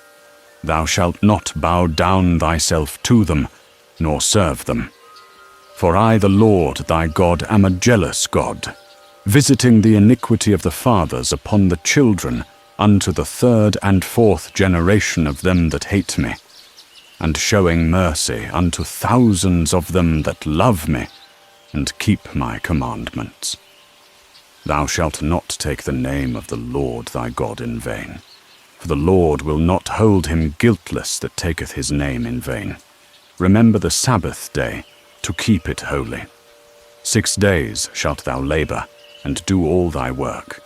But the 7th day is the Sabbath of the Lord thy God. In it thou shalt not do any work, thou, nor thy son, nor thy daughter, thy manservant, nor thy maidservant, nor thy cattle, nor thy stranger that is within thy gates. For in 6 days the Lord made heaven and earth, the sea, and all that in them is, and rested the 7th day. Wherefore the Lord blessed the Sabbath day, and hallowed it. Honor thy father and thy mother, that thy days may be long upon the land which the Lord thy God giveth thee. Thou shalt not kill. Thou shalt not commit adultery. Thou shalt not steal. Thou shalt not bear false witness against thy neighbor. Thou shalt not covet thy neighbor's house. Thou shalt not covet thy neighbor's wife, nor his manservant, nor his maidservant, nor his ox, nor his ass, nor anything that is thy neighbor's. And all the people saw the thunders and the lightnings, and the sound of the trumpet, and the mountain smoking. And when the people saw it, they trembled and stood afar off. And they said unto Moses, Speak thou with us, and we will hear, but let not God speak with us, lest we die. And Moses said unto the people, Fear not, for God is come to prove you, and that his fear may be before your faces, that ye sin not. And the people stood afar off. But Moses drew near unto the thick darkness where God was. And the Lord said unto Moses, Thus shalt thou say unto the children of Israel, Ye have seen that I have talked with you from heaven. Ye shall not make with me gods of silver, neither shall ye make unto you gods of gold. An altar of earth thou shalt make unto me, and shalt sacrifice thereon thy burnt offerings, and thy peace offerings, thy sheep, and thine oxen. In every place where I record my name, I will come unto thee, and I will bless thee. And if thou makest me an altar of stone, thou shalt not build it of hewn stone. For if thou liftest up thy tool upon it, thou hast polluted it. Neither shalt thou go up by steps unto mine altar, that thy nakedness be not discovered thereon. The Book of Exodus, chapter 21. Now these are the ordinances which thou shalt set before them. If thou buy a Hebrew servant, 6 years he shall serve, and in the 7th he shall go out free for nothing. If he came in by himself, he shall go out by himself. If he be married, then his wife shall go out with him. If his master gave him a wife, and she hath borne him sons or daughters, the wife and her children shall be her master's, and he shall go out by himself. But if the servant shall plainly say, I love my master, my wife, and my children, I will not go out free. Then his master shall bring him unto God, and he shall bring him to the door, or unto the doorpost, and his master shall bore his ear through with an awl, and he shall serve him for ever. If a man sell his daughter to be a maidservant, she shall not go out as the men servants do. If she please not her master, who hath betrothed her to himself, then shall he let her be redeemed. To sell her unto a foreign people he shall have no power, seeing he hath dealt deceitfully with her. And if he hath betrothed her unto his son, he shall deal with her after the manner of daughters. If he take him another wife, her food, her raiment, and her duty of marriage shall he not diminish. And if he do not these three unto her, then shall she go out free without money. He that smiteth a man, so that he die, shall surely be put to death. But if he didn't lie in wait, but God delivered him into his hand, then I appoint thee a place whither he shall flee. And if a man come presumptuously upon his neighbor, to slay him with guile, thou shalt take him from mine altar, that he may die. And he that smiteth his father or his mother shall be surely put to death. And he that stealeth a man, and selleth him, or if he be found in his hand, he shall surely be put to death. And he that curseth his father or his mother shall surely be put to death. If men strive, and one smite another with a stone, or with his fist, and he die not, but keepeth his bed. If he rise again, and walk abroad upon his staff, then shall he that smote him be quit, only he shall pay for the loss of his time, and shall cause him to be thoroughly healed. And if a man smite his servant, or his maid with a rod, and he die under his hand, he shall be surely punished. Notwithstanding, if he continue a day or two, he shall not be punished, for he is his money. If men strive together, and hurt a woman with child, so that her fruit depart from her, and yet no mischief follow, he shall be surely punished, according as the woman's husband shall lay upon him, and he shall pay as the judges determine. But if any mischief follow, then thou shalt give life for life, eye for eye, tooth for tooth, hand for hand, foot for foot, burning for burning, wound for wound, stripe for stripe. If a man smite his servant or his maid with a rod, so that he die under his hand, he shall be surely punished, doorworsust. Notwithstanding, if he continue a day or two, he shall not be punished, for he is his money. If men strive, and hurt a woman with child, so that her fruit depart from her, and yet no mischief follow, he shall be surely punished, according as the woman's husband shall lay upon him, and he shall pay as the judges determine. But if any mischief follow, then thou shalt give life for life, eye for eye, tooth for tooth, hand for hand, foot for foot, burning for burning, wound for wound, stripe for stripe. If a man deliver unto his neighbor a slave or a maid, and they commit a fault, he shall surely bring them again unto their master. If a man borrow anything of his neighbor, and it be injured, or die, the owner thereof not being with it, he shall surely make it good. If it be a hired thing, it came for its hire. If a man smite the eye of his servant, or the eye of his maid, that it perish, he shall let him go free for his eye's sake. And if he smite out his servant's tooth, or his maid's tooth, he shall let him go free for his tooth's sake. If a bull gore a man or a woman, that they die, then the bull shall be surely stoned, and his flesh shall not be eaten, but the owner of the bull shall be quit. But if the bull have been wont to push with his horn in time past, and it hath been declared to his owner, and he hath not kept him in, he shall surely pay, and the bull shall be stoned. If men strive, and one smite a pregnant woman, so that her child depart from her, and yet no mischief follow, he shall be punished, according as the woman's husband shall lay upon him. And he shall give life for life, eye for eye, tooth for tooth, hand for hand, foot for foot, burning for burning, wound for wound, stripe for stripe. If a man deliver unto his neighbor a slave or a maid, and they commit a fault, he shall surely bring them again unto their master.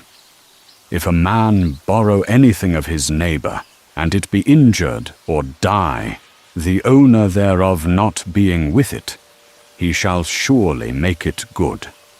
If it be a hired thing, it came for its hire.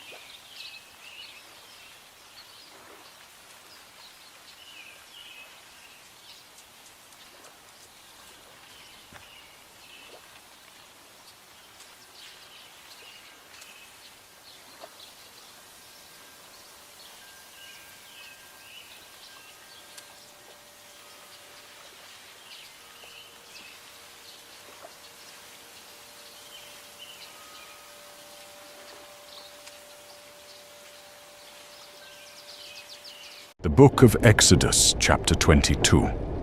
Thou shalt not wrong a stranger, neither shalt thou oppress him. For ye were strangers in the land of Egypt. Thou shalt not afflict any widow or fatherless child. If thou afflict them in any wise, and they cry at all unto me, I will surely hear their cry, and my wrath shall wax hot, and I will kill you with the sword. And your wives shall be widows, and your children fatherless. If thou lend money to any of my people that is poor by thee, thou shalt not be to him as a creditor, neither shall ye lay upon him usury. If thou take thy neighbor's raiment to pledge, thou shalt deliver it unto him, by that the sun goeth down. For that is his covering only. It is his raiment for his skin. Wherein shall he sleep? And it shall come to pass, when he crieth unto me, that I will hear. For I am gracious. Thou shalt not revile the gods, nor curse a ruler of thy people. Thou shalt not delay to offer the first of thy ripe fruits, and of thy liquors. The firstborn of thy sons shalt thou give unto me. Thou shalt not sow thy field with two kinds of seed, neither shall a garment of two kinds of stuff come upon thee. If a thief be found breaking up and be smitten that he die, there shall no blood be shed for him. If the sun be risen upon him, there shall be blood shed for him. For he should make full restitution. If he have nothing, then he shall be sold for his theft. If a man have borrowed aught of his neighbor, and it be hurt, or die, the owner thereof not being with it, he shall surely make it good. If it be a hired thing, it came for its hire. If a man entice a virgin that is not betrothed, and lie with her, he shall surely endow her to be his wife. If her father utterly refuse to give her unto him, he shall pay money according to the dowry of virgins. Thou shalt not suffer a witch to live. Whosoever lieth with an animal shall surely be put to death. He that sacrificeth unto any god, save unto the Lord only, he shall be utterly destroyed. Thou shalt not oppress a stranger, for ye know the heart of a stranger. Seeing ye were strangers in the land of Egypt, ye shall not afflict any widow or fatherless child.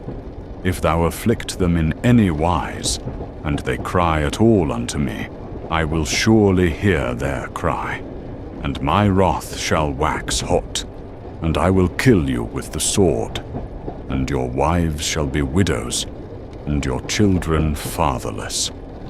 If thou lend money to any of my people that is poor by thee, thou shalt not be to him as a creditor, neither shall ye lay upon him usury. If thou take thy neighbor's raiment to pledge, thou shalt deliver it unto him, by that the sun goeth down. For that is his covering only.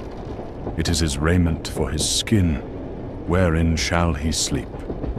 And it shall come to pass, when he crieth unto me, that I will hear. For I am gracious. Thou shalt not revile the gods, nor curse a ruler of thy people. The book of Exodus, chapter 23. Thou shalt not raise a false report. Put not thine hand with the wicked, to be an unrighteous witness. Thou shalt not follow a multitude to do evil, neither shalt thou speak in a cause to decline, after many to wrest judgment. Thou shalt not favor a poor man in his cause. If thou meet thine enemy's ox or his ass going astray, thou shalt surely bring it back to him. If thou see the ass of him that hateth thee lying under his burden, and wouldest forbear to help him, thou shalt surely help with him. Thou shalt not wrest the judgment of thy poor in his cause. Keep thee far from a false matter, and the innocent and righteous slay thou not. For I will not justify the wicked. Thou shalt take no bribe. For the bribe blindeth the clear-sighted, and perverteth the words of the righteous. Thou shalt not oppress a stranger. For ye know the heart of a stranger, seeing ye were strangers in the land of Egypt. 6 years thou shalt sow thy land, and shalt gather in the fruits thereof. But the 7th year thou shalt let it rest and lie still, that the poor of thy people may eat. And what they leave, the beasts of the field shall eat. In like manner thou shalt deal with thy vineyard, and with thy olive yard. 6 days thou shalt do thy work, and on the 7th day thou shalt rest, that thine ox and thine ass may rest, and the son of thy handmaid and the stranger may be refreshed. And thou shalt observe the feast of unleavened bread. Even 7 days thou shalt eat unleavened bread, as I commanded thee, in the appointed time of the month Abib. For in it thou camest out from Egypt, and none shall appear before me empty. 3 times in the year shall all thy males appear before the Lord, the God of Israel. For I will cast out the nations before thee, and enlarge thy borders. Neither shall any man covet thy land, when thou goest up to appear before the Lord thy God 3 times in the year. Thou shalt not offer the blood of my sacrifice with leaven, neither shall the sacrifice of the feast of the Passover be left unto the morning. The best of the first fruits of thy ground thou shalt bring unto the house of the Lord thy God. Thou shalt not see the kid in its mother's milk. Behold, I send an angel before thee, to keep thee in the way, and to bring thee into the place which I have prepared. Take ye heed of him, and obey his voice. Provoke him not. For he will not pardon your transgressions, for my name is in him. But if thou shalt indeed obey his voice, and do all that I speak, then I will be an enemy unto thine enemies, and an adversary unto thine adversaries. For mine angel shall go before thee, and bring thee in unto the Amorites, and the Hittites, and the Perizzites, and the Canaanites, the Hivites, and the Jebusites, and I will destroy them. Thou shalt not bow down to their gods, nor serve them, neither shalt thou do after their works. But thou shalt utterly overthrow them, and quite break down their pillars, and ye shall serve the Lord your God, and he shall bless thy bread and thy water, and I will take sickness away from the midst of thee. There shall nothing cast their young, nor be barren in thy land. The number of thy days I will fulfill. I will send my fear before thee, and will destroy all the people to whom thou shalt come. And I will make all thine enemies turn their backs unto thee. And I will send hornets before thee, which shall drive out the Hivite, the Canaanite, and the Hittite from before thee. I will not drive them out from before thee in 1 year, lest the land become desolate, and the beast of the field multiply against thee. Little by little will I drive them out from before thee, until thou be increased, and inherit the land. And I will set thy bounds from the Red Sea, even unto the sea of the Philistines, and from the desert unto the river.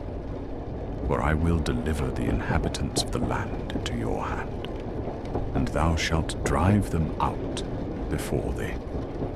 Thou shalt make no covenant with them, nor with their gods. They shall not dwell in thy land, lest they make thee sin against me.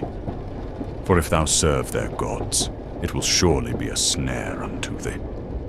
But ye shall overthrow their altars, break their pillars, and cut down their groves. Ye shall serve the Lord your God. and his blessing shall be upon thy bread and upon thy water. And I will take sickness away from the midst of thee. The book of Exodus, chapter 24. And he said unto Moses, Come up unto the Lord, thou and Aaron, Nadab and Abihu, and 70 of the elders of Israel, and worship ye afar off. And Moses alone shall come near unto the Lord. But they shall not come near, neither shall the people go up with him. And Moses came and told the people all the words of the Lord, and all the ordinances. And all the people answered with one voice, and said, All the words which the Lord hath spoken will we do. And Moses wrote all the words of the Lord, and rose up early in the morning, and builded an altar under the hill, and 12 pillars, according to the 12 tribes of Israel. And he sent young men of the children of Israel, who offered burnt offerings, and sacrificed peace offerings of oxen unto the Lord. And Moses took half of the blood, and put it in basins, and half of the blood he sprinkled on the altar. And he took the book of the covenant, and read in the audience of the people. And they said, All that the Lord hath spoken will we do, and be obedient.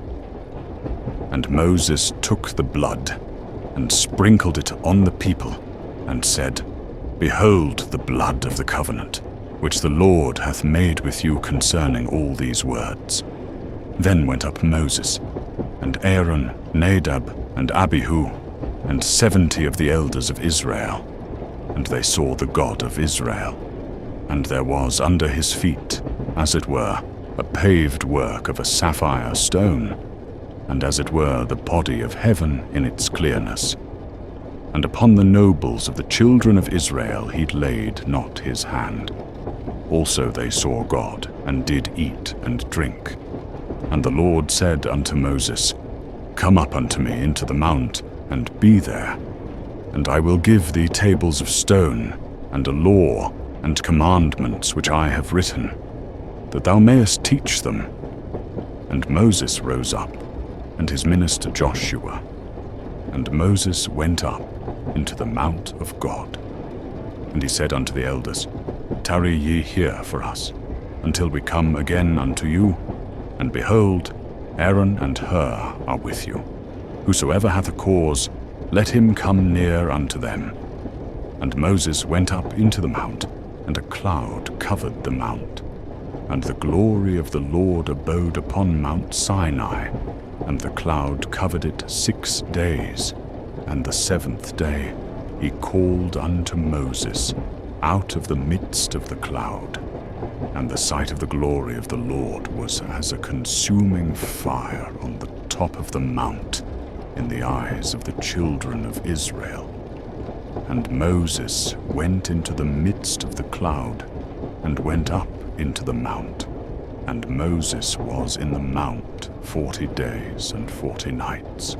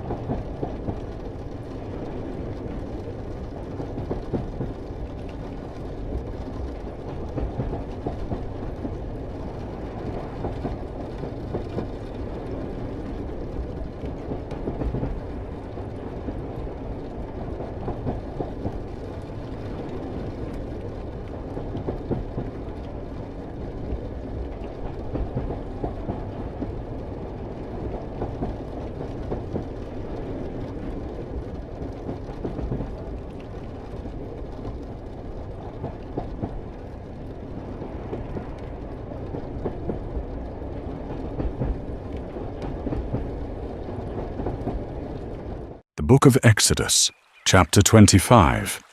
The Lord spake unto Moses, saying, Speak unto the children of Israel, that they bring me an offering. Of every man that giveth it willingly with his heart, ye shall take my offering. And this is the offering which ye shall take of them: gold and silver, and brass, and blue, and purple, and scarlet, and fine linen, and goat's hair, and rams' skins dyed red, and badgers' skins, and shittim wood, oil for the light, spices for the anointing oil, and for sweet incense, and onyx stones, and stones to be set in the ephod and in the breastplate. And let them make me a sanctuary, that I may dwell among them, according to all that I show thee, after the pattern of the tabernacle, and the pattern of all the instruments thereof, even so shall ye make it. And they shall make an ark of shittim wood. 2 cubits and a half shall be the length thereof, and 1 cubit and a half the breadth thereof, and 1 cubit and a half the height thereof. And thou shalt overlay it with pure gold, within and without shalt thou overlay it, and shalt make upon it a crown of gold round about. And thou shalt cast 4 rings of gold for it, and put them in the 4 corners thereof, and 2 rings upon the one side of it, and 2 rings upon the other side of it, for the staves to bear the ark. And thou shalt make staves of shittim wood, and overlay them with gold. And thou shalt put into the ark the testimony which I shall give thee. And thou shalt make a mercy seat of pure gold. 2 cubits and a half shall be the length thereof, and 1 cubit and a half the breadth thereof. And thou shalt make 2 cherubim of gold. Of beaten work shalt thou make them, in the 2 ends of the mercy seat. Make 1 cherub on the one end, and the other cherub on the other end. Of 1 piece with the mercy seat shall ye make the cherubim on the 2 ends thereof. And the cherubim shall stretch forth their wings on high, covering the mercy seat with their wings, and their faces one to another. Even unto the mercy seat shall the faces of the cherubim be. And thou shalt put the mercy seat above upon the ark, and in the ark thou shalt put the testimony that I shall give thee. And there I will meet with thee, and I will commune with thee from above the mercy seat, from between the 2 cherubim which are upon the ark of the testimony, of all things which I will give thee in commandment unto the children of Israel. And thou shalt make a table of shittim wood. 2 cubits shall be the length thereof, and 1 cubit the breadth thereof, and 1 cubit and a half the height thereof. And thou shalt overlay it with pure gold, and make a crown of gold round about it.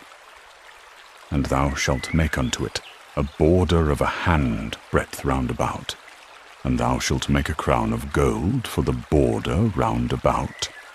And thou shalt make for it 4 rings of gold, and put the rings in the 4 corners which are upon the 4 legs thereof. The rings shall be for places for the staves to bear the table. And thou shalt make the staves of shittim wood, and overlay them with gold, that the table may be borne with them. And thou shalt make all the vessels thereof, the dishes, and spoons, and bowls, and covers, to pour out offerings. Of pure gold shalt thou make them.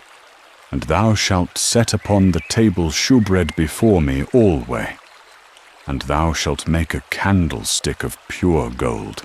Of beaten work shall the candlestick be made, the shaft thereof, and the branches, and the bowls, and the knobs, and the flowers shall be of 1 piece with it, and 6 branches shall go out of the sides of it.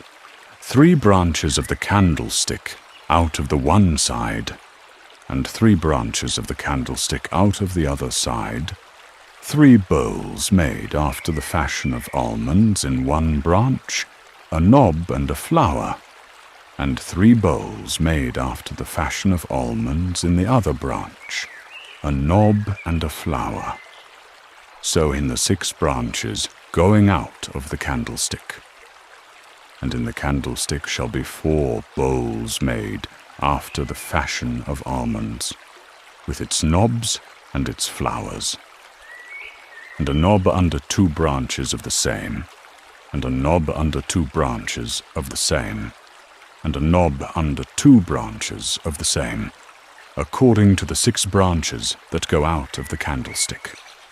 Their knobs and their branches shall be of one piece.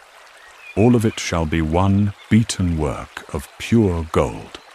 And thou shalt make 7 lamps thereof, and they shall light the lamps thereof, that they may give light over against it. And the tongs thereof, and the snuff dishes thereof, shall be of pure gold. Of a talent of pure gold shall he make it, with all these vessels. And look that thou make them after their pattern, which was showed thee in the mount.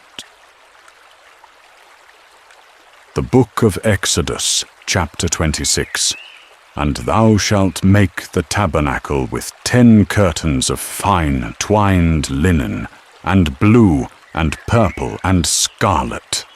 With cherubim of cunning work shalt thou make them.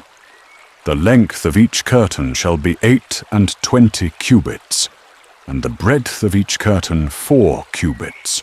All the curtains shall be of one measure. 5 curtains shall be coupled together, one to another, and the other 5 curtains shall be coupled one to another. And thou shalt make loops of blue upon the edge of the one curtain in the coupling, and likewise shalt thou make upon the edge of the curtain which is in the second coupling. 50 loops shalt thou make in the one curtain, and 50 loops shalt thou make in the edge of the curtain of the second coupling. And thou shalt couple the curtains one to another with the loops, that they may be joined together. And thou shalt make 50 tashs of gold, and couple the curtains one to another with the tashs, and it shall be one tabernacle. And thou shalt make curtains of goat's hair to be a covering upon the tabernacle. 11 curtains shalt thou make. The length of each curtain shall be 30 cubits, and the breadth of each curtain 4 cubits, and the 11 curtains shall all be of one measure. And thou shalt couple 5 curtains by themselves, and 6 curtains by themselves, and shalt double the 6th curtain in the front of the tabernacle. And thou shalt make 50 tashs of brass, and put the tashs into the loops, and couple the tent together, that it may be one. And thou shalt make a covering for the tent of ram's skins dyed red, and a covering above of badger's skins. And thou shalt make boards for the tabernacle of acacia wood, standing up. The length of a board shall be 10 cubits, and the breadth 1.5 cubits. 2 tenons shall be in one board, set in order one against another. Thus shalt thou make all the boards of the tabernacle. And thou shalt make the boards for the tabernacle, 20 boards on the south side southward. And thou shalt make 40 sockets of silver under the 20 boards, 2 sockets under one board for its 2 tenons, and 2 sockets under another board for its 2 tenons. And for the second side of the tabernacle on the north side, 20 boards, and there 40 sockets of silver, 2 sockets under one board, and 2 sockets under another board. And for the rear of the tabernacle, westward, shalt thou make 6 boards. And thou shalt make 2 boards for the corners of the tabernacle in the rear. And they shall be coupled together beneath, and they shall be coupled together above the head of it, to one ring. Thus it shall be for the 2 corners. So there shall be 8 boards, and their sockets of silver, 16 sockets. 2 sockets under one board, and 2 sockets under another board. And thou shalt make bars of acacia wood, 5 for the boards of the one side of the tabernacle, and 5 bars for the boards of the other side of the tabernacle, and 5 bars for the boards of the tabernacle, for the rear westward. The middle bar shall pass from end to end in the midst of the boards. And thou shalt overlay the boards with gold, and make their rings of gold to receive the bars, that the tabernacle may be held together. And thou shalt make the boards for the tabernacle, standing up.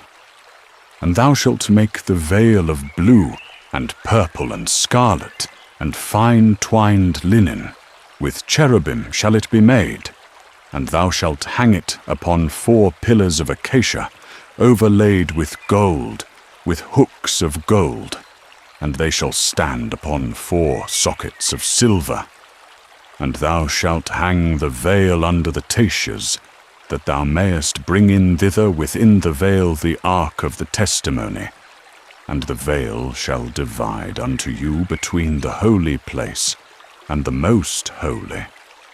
And thou shalt put the mercy seat upon the ark of the testimony in the most holy place. And thou shalt set the table outside the veil, and the candlestick over against the table on the side of the tabernacle toward the south. And thou shalt put the table on the north side.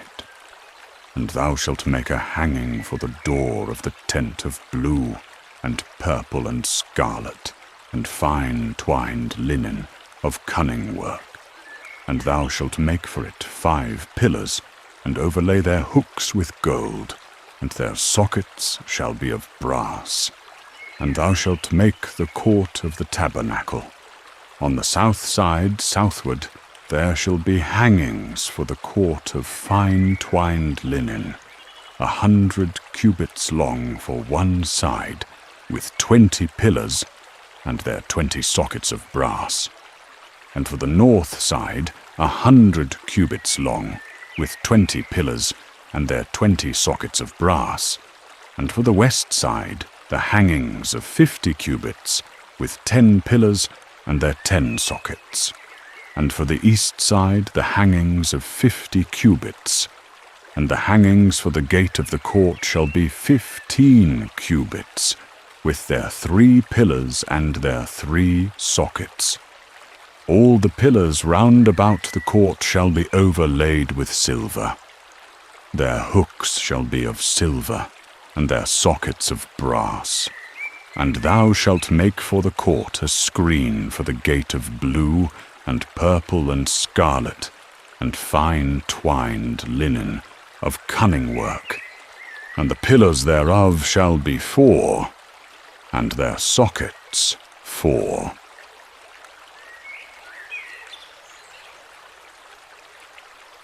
The Book of Exodus, chapter 27. And thou shalt make the altar of acacia wood, 5 cubits long, and 5 cubits broad. The altar shall be square, and its height shall be 3 cubits. And thou shalt make the horns of it upon the 4 corners, and the horns of it shall be of one piece with it. And thou shalt overlay it with brass. And thou shalt make all its vessels, the pots, and shovels, and basins, and flesh hooks, and fire pans, all its vessels thou shalt make of brass. And thou shalt make for it a grate of network of brass. And upon the net shalt thou make 4 rings in the 4 corners thereof. And thou shalt put it under the ledge of the altar beneath, that the net may be even to the midst of the altar. And thou shalt make staves for the altar, staves of acacia wood, and overlay them with brass, and the staves shall be put into the rings, and the staves shall be upon the sides of the altar to bear it. Thou shalt make it hollow with boards. As it was showed thee in the mount, so shall they make it. And thou shalt make the court of the tabernacle. For the south side southward there shall be hangings of fine twined linen, 100 cubits long for one side, with 20 pillars, and their 20 sockets of brass.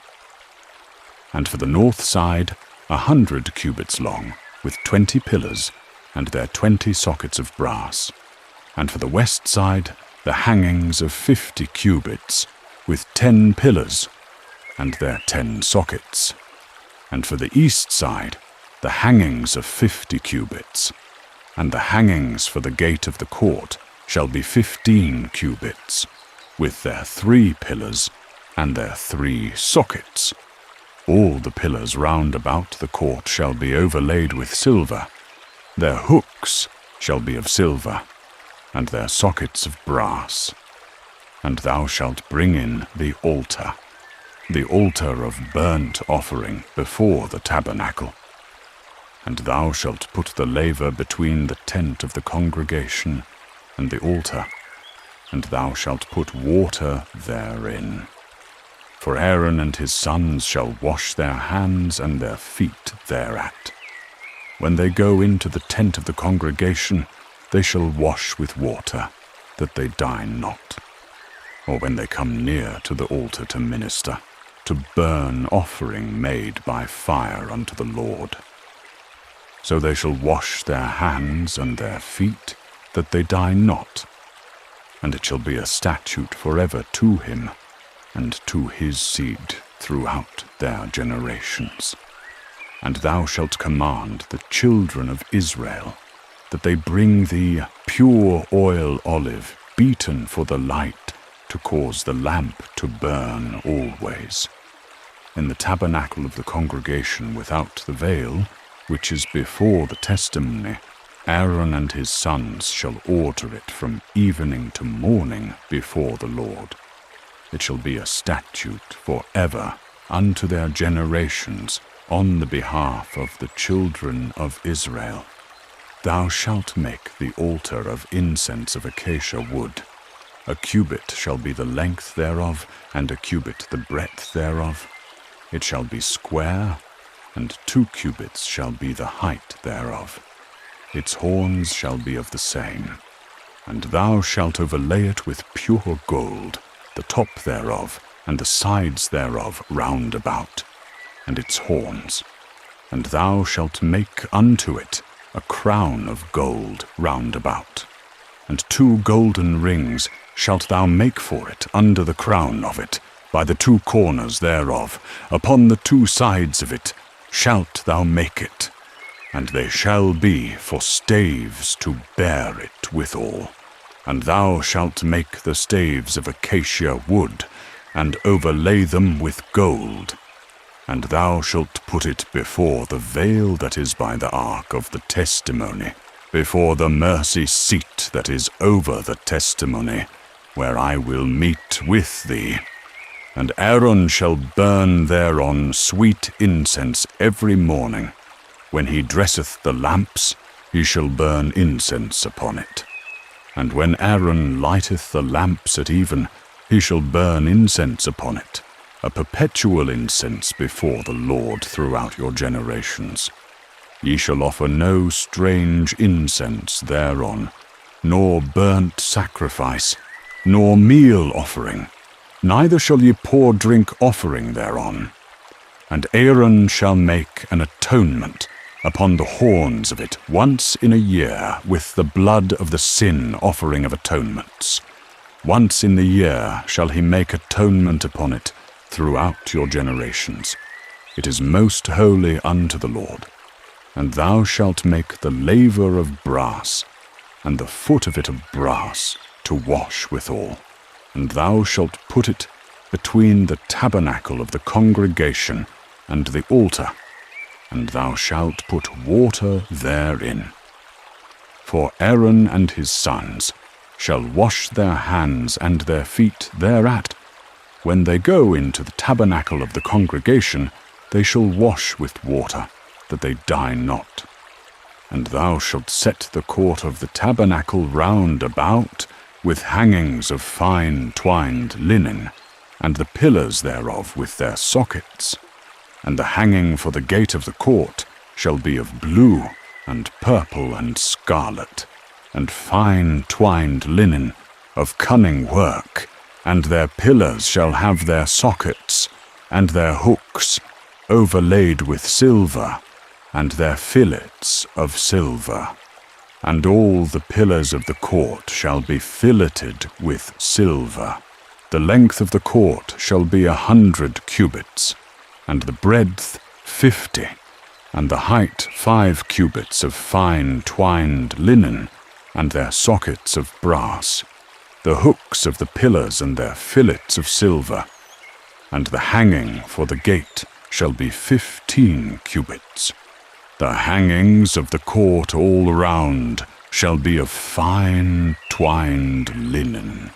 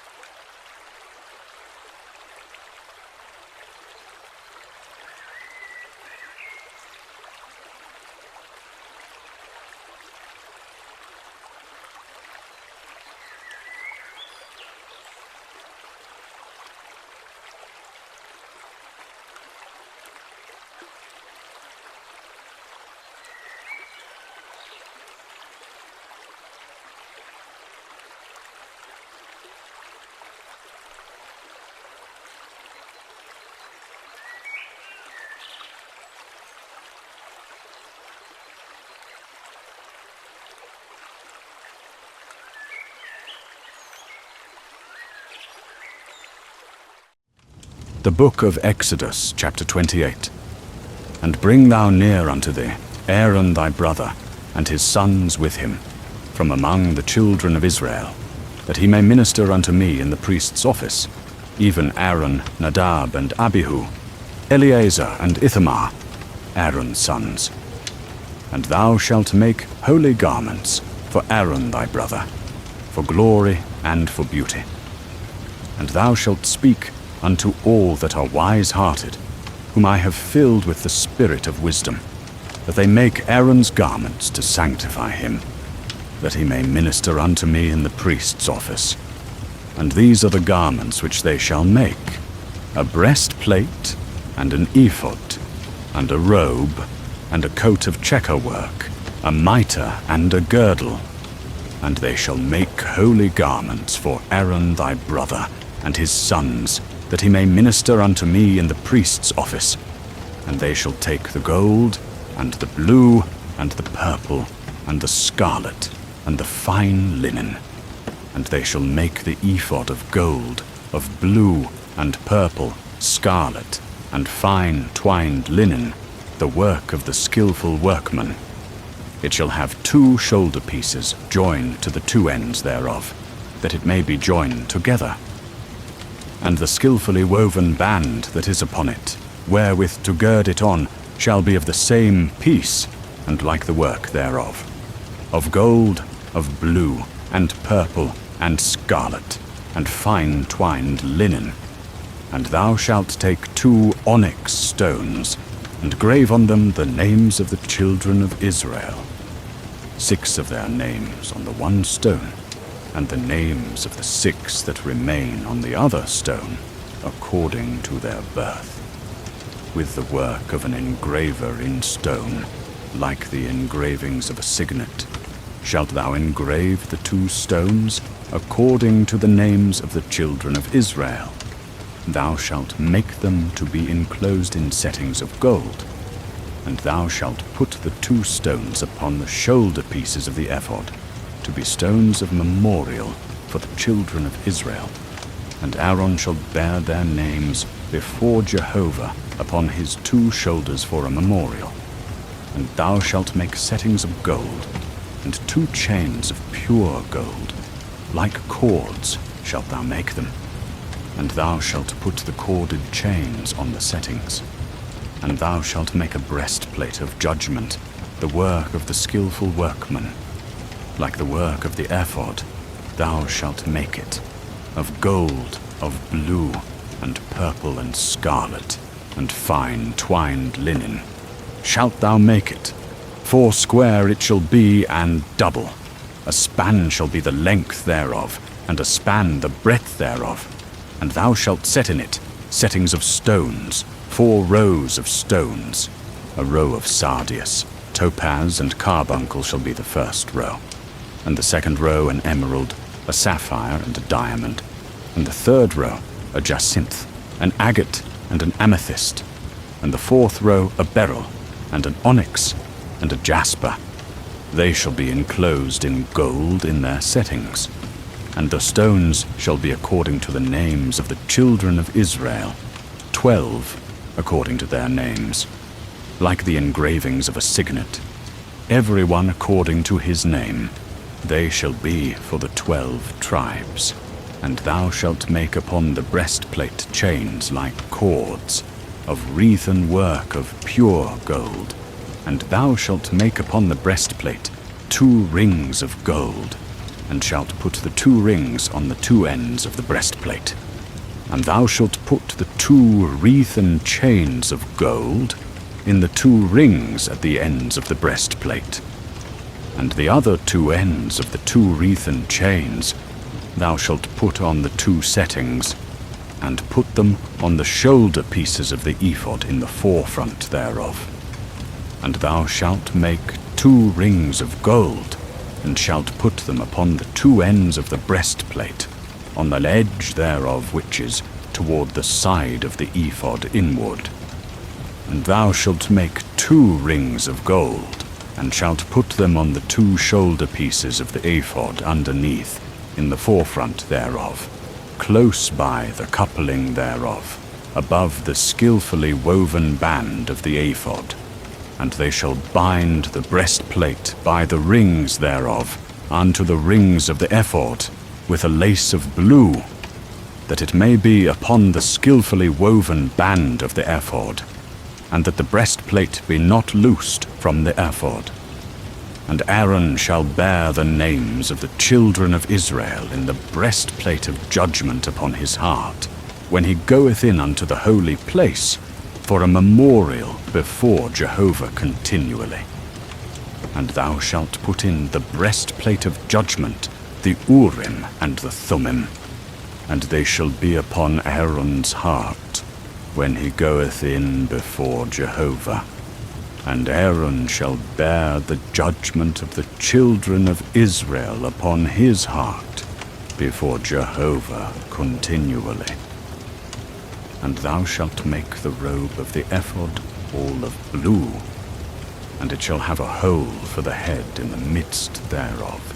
It shall have a binding of woven work round about the hole thereof, as it were the hole of a coat of mail, that it be not rent. And upon the skirts of it thou shalt make pomegranates of blue, and purple, and scarlet, round about the skirts thereof, and bells of gold between them round about, a golden bell and a pomegranate, a golden bell and a pomegranate, upon the skirts of the robe round about. And it shall be upon Aaron to minister, and the sound thereof shall be heard, when he goeth in unto the holy place before Jehovah, and when he cometh out, that he die not. And thou shalt make a plate of pure gold, and grave upon it, like the engravings of a signet, holy to Jehovah. And thou shalt put it on a lace of blue, and it shall be upon the mitre. Upon the forefront of the mitre it shall be. And it shall be upon Aaron's forehead, and Aaron shall bear the iniquity of the holy things, which the children of Israel shall hallow in all their holy gifts. And it shall be always upon his forehead, that they may be accepted before Jehovah. And thou shalt weave the coat in checker work of fine linen, and thou shalt make a mitre of fine linen, and thou shalt make a girdle, the work of the embroiderer. And for Aaron's sons thou shalt make coats, and thou shalt make for them girdles, and head tires shalt thou make for them, for glory and for beauty. And thou shalt put them upon Aaron thy brother, and upon his sons with him, and shalt anoint them, and consecrate them, and sanctify them, that they may minister unto me in the priest's office. And thou shalt make them linen breeches to cover the flesh of their nakedness. From the loins even unto the thighs they shall reach, and they shall be upon Aaron, and upon his sons, when they go in unto the tent of meeting, or when they come near unto the altar to minister in the holy place, that they bear not iniquity, and die. It shall be a statute forever unto him, and unto his seed after him. The book of Exodus, chapter 29. And this is the thing that thou shalt do unto them to hallow them, to minister unto me in the priest's office. Take 1 young bullock, and 2 rams without blemish, and unleavened bread, and unleavened cakes mingled with oil, and unleavened wafers anointed with oil. Of fine wheat flour shalt thou make them. And thou shalt put them into 1 basket, and bring them in the basket, with the bullock and the 2 rams, and Aaron and his sons thou shalt bring unto the door of the tent of meeting, and shalt wash them with water. And thou shalt take the garments, and put upon Aaron the coat, and the robe of the ephod, and the ephod, and the breastplate, and gird him with the skillfully woven band of the ephod. And thou shalt set the mitre upon his head, and put the holy crown upon the mitre. And thou shalt take the anointing oil, and pour it upon his head, and anoint him. And thou shalt bring his sons, and put coats upon them. And thou shalt gird them with girdles, Aaron and his sons, and bind head tires on them. And they shall have the priesthood by a perpetual statute. And thou shalt consecrate Aaron and his sons. And thou shalt bring the bullock before the tent of meeting. And Aaron and his sons shall lay their hands upon the head of the bullock. And thou shalt kill the bullock before Jehovah at the door of the tent of meeting. And thou shalt take of the blood of the bullock, and put it upon the horns of the altar with thy finger. And thou shalt pour out all the blood at the base of the altar. And thou shalt take all the fat that covereth the inwards, and the caul upon the liver, and the 2 kidneys, and the fat that is upon them, and burn them upon the altar. But the flesh of the bullock, and his skin, and his dung, shalt thou burn with fire without the camp. It is a sin offering. Thou shalt also take the 1 ram, and Aaron and his sons shall lay their hands upon the head of the ram. And thou shalt kill the ram, and thou shalt take its blood, and sprinkle it round about upon the altar. And thou shalt cut the ram into its pieces, and wash its inwards, and its legs, and put them unto its pieces, and unto its head. And thou shalt burn the whole ram upon the altar. It is a burnt offering unto Jehovah. It is a sweet savour, an offering made by fire unto Jehovah. And thou shalt take the other ram, and Aaron and his sons shall lay their hands upon the head of the ram. Then shalt thou kill the ram, and take of its blood, and put it upon the tip of the right ear of Aaron, and upon the tip of the right ear of his sons, and upon the thumb of their right hand, and upon the great toe of their right foot, and sprinkle the blood upon the altar round about. And thou shalt take of the blood that is upon the altar, and of the anointing oil, and sprinkle it upon Aaron, and upon his garments, and upon his sons, and upon the garments of his sons with him. And he shall be hallowed, and his garments, and his sons' garments with him. Also thou shalt take of the ram the fat, and the fat tail, and the fat that covereth the inwards, and the caul of the liver, and the 2 kidneys, and the fat that is upon them, and the right thigh, for it is a ram of consecration, and 1 loaf of bread, and 1 cake of oiled bread, and 1 wafer out of the basket of unleavened bread that is before Jehovah. And thou shalt put the whole upon the hands of Aaron, and upon the hands of his sons, and shalt wave them for a wave offering before Jehovah. And thou shalt take them from their hands, and burn them on the altar upon the burnt offering, for a sweet savour before Jehovah. It is an offering made by fire unto Jehovah. And thou shalt take the breast of Aaron's ram of consecration, and wave it for a wave offering before Jehovah, and it shall be thy portion. And thou shalt sanctify the breast of the wave offering, and the thigh of the heave offering, which is waved and which is heaved up, of the ram of consecration, even of that which is for Aaron, and of that which is for his sons. And it shall be for Aaron and his sons as their portion forever from the children of Israel. For it is a heave offering, and it shall be a heave offering from the children of Israel, of the sacrifices of their peace offerings, even their heave offering unto Jehovah. And the holy garments of Aaron shall be for his sons after him, to be anointed in them, and to be consecrated in them. 7 days shall the son that is priest in his stead put them on, when he cometh into the tent of meeting to minister in the holy place. And thou shalt take the ram of consecration, and boil its flesh in a holy place. And Aaron and his sons shall eat the flesh of the ram and the bread that is in the basket at the door of the tent of meeting. And they shall eat those things wherewith atonement was made, to consecrate and to sanctify them. But a stranger shall not eat thereof, because they are holy. And if aught of the flesh of the consecration or of the bread remain unto the morning, then thou shalt burn the remainder with fire. It shall not be eaten, because it is holy. Thus shalt thou do unto Aaron and to his sons, according to all that I have commanded thee. 7 days shalt thou consecrate them. And every day shalt thou offer the bullock of sin offering for atonement. And thou shalt cleanse the altar when thou makest atonement for it.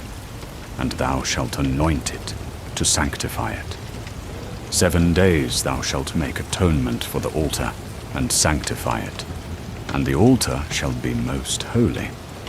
Whatsoever toucheth the altar shall be holy.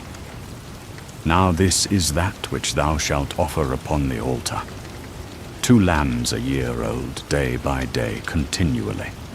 The one lamb thou shalt offer in the morning, and the other lamb thou shalt offer at even. And with the one lamb 1/10 part of an ephah of fine flour, mingled with the 4th part of a hin of beaten oil, and the 4th part of a hin of wine for a drink offering. And the other lamb thou shalt offer at even, according to the meal offering of the morning, and according to the drink offering thereof, thou shalt offer it for a sweet savour, an offering made by fire unto Jehovah. It shall be a continual burnt offering throughout your generations, at the door of the tent of meeting before Jehovah, where I will meet with you, to speak there unto thee. And there I will meet with the children of Israel, and the place shall be hallowed by my glory. And I will sanctify the tent of meeting and the altar. Aaron also and his sons will I sanctify, to minister unto me in the priest's office. And I will dwell among the children of Israel, and will be their God. And they shall know that I am Jehovah their God, that brought them forth out of the land of Egypt, that I might dwell among them. I am Jehovah their God. The Book of Exodus, chapter 30. And thou shalt make an altar to burn incense upon. Of acacia wood shalt thou make it. A cubit shall be the length thereof, and a cubit the breadth thereof. 4 square shall it be, and 2 cubits shall be the height thereof. The horns thereof shall be of one piece with it, and thou shalt overlay it with pure gold, the top thereof, and the sides thereof round about, and the horns thereof. And thou shalt make unto it a crown of gold round about. And 2 golden rings shalt thou make for it under the crown thereof, upon the 2 ribs thereof. Upon the 2 sides of it shalt thou make them, and they shall be for places for staves, wherewith to bear it. And thou shalt make the staves of acacia wood, and overlay them with gold.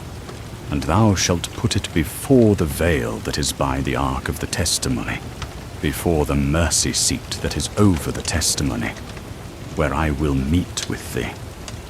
And Aaron shall burn thereon incense of sweet spices every morning. When he dresseth the lamps, he shall burn it. And when Aaron lighteth the lamps at even, he shall burn it, a perpetual incense before Jehovah throughout your generations.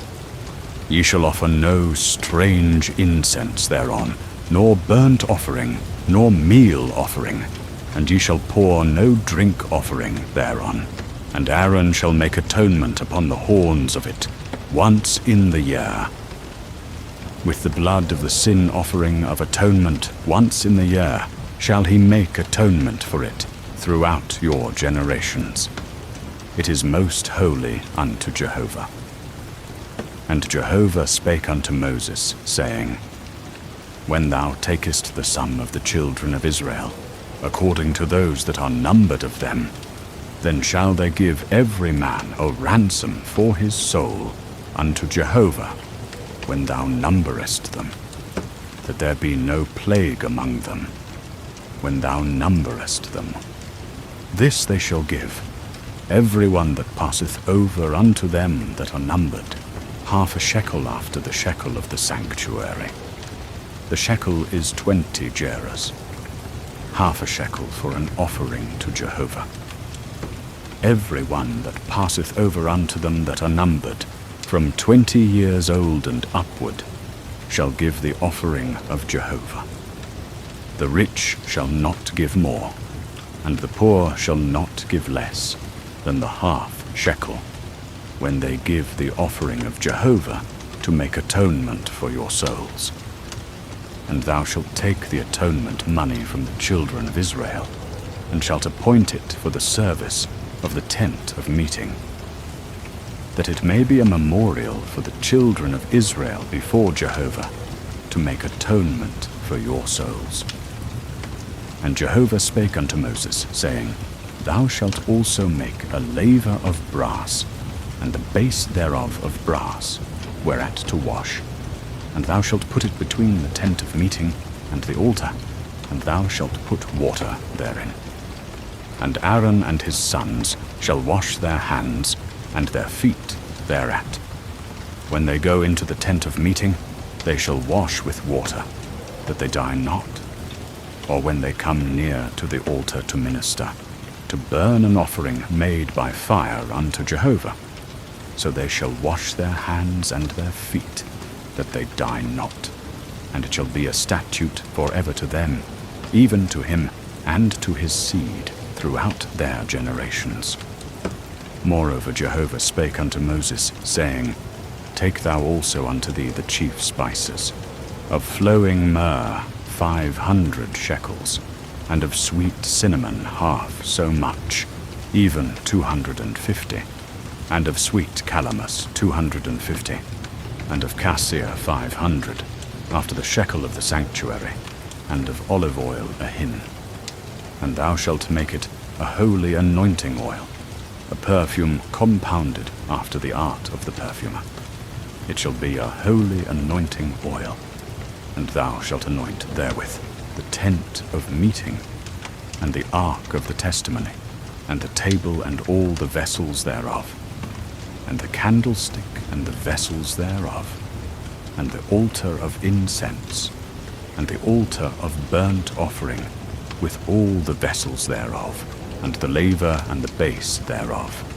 And thou shalt sanctify them, that they may be most holy. Whatsoever toucheth them shall be holy. And thou shalt anoint Aaron and his sons, and sanctify them, that they may minister unto me in the priest's office. And thou shalt speak unto the children of Israel, saying, This shall be a holy anointing oil unto me throughout your generations. Upon the flesh of man shall it not be poured, neither shall ye make any like it, according to the composition thereof. It is holy, and it shall be holy unto you. Whosoever compoundeth any like it, or whosoever putteth any of it upon a stranger, shall be cut off from his people.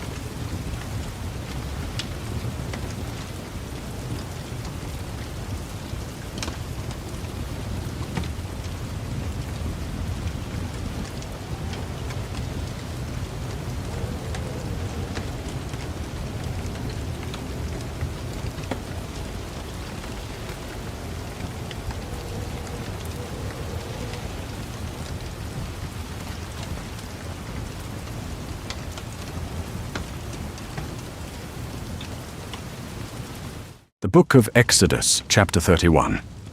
And Jehovah spake unto Moses, saying, See, I have called by name Bezalel the son of Uri, the son of Hur, of the tribe of Judah.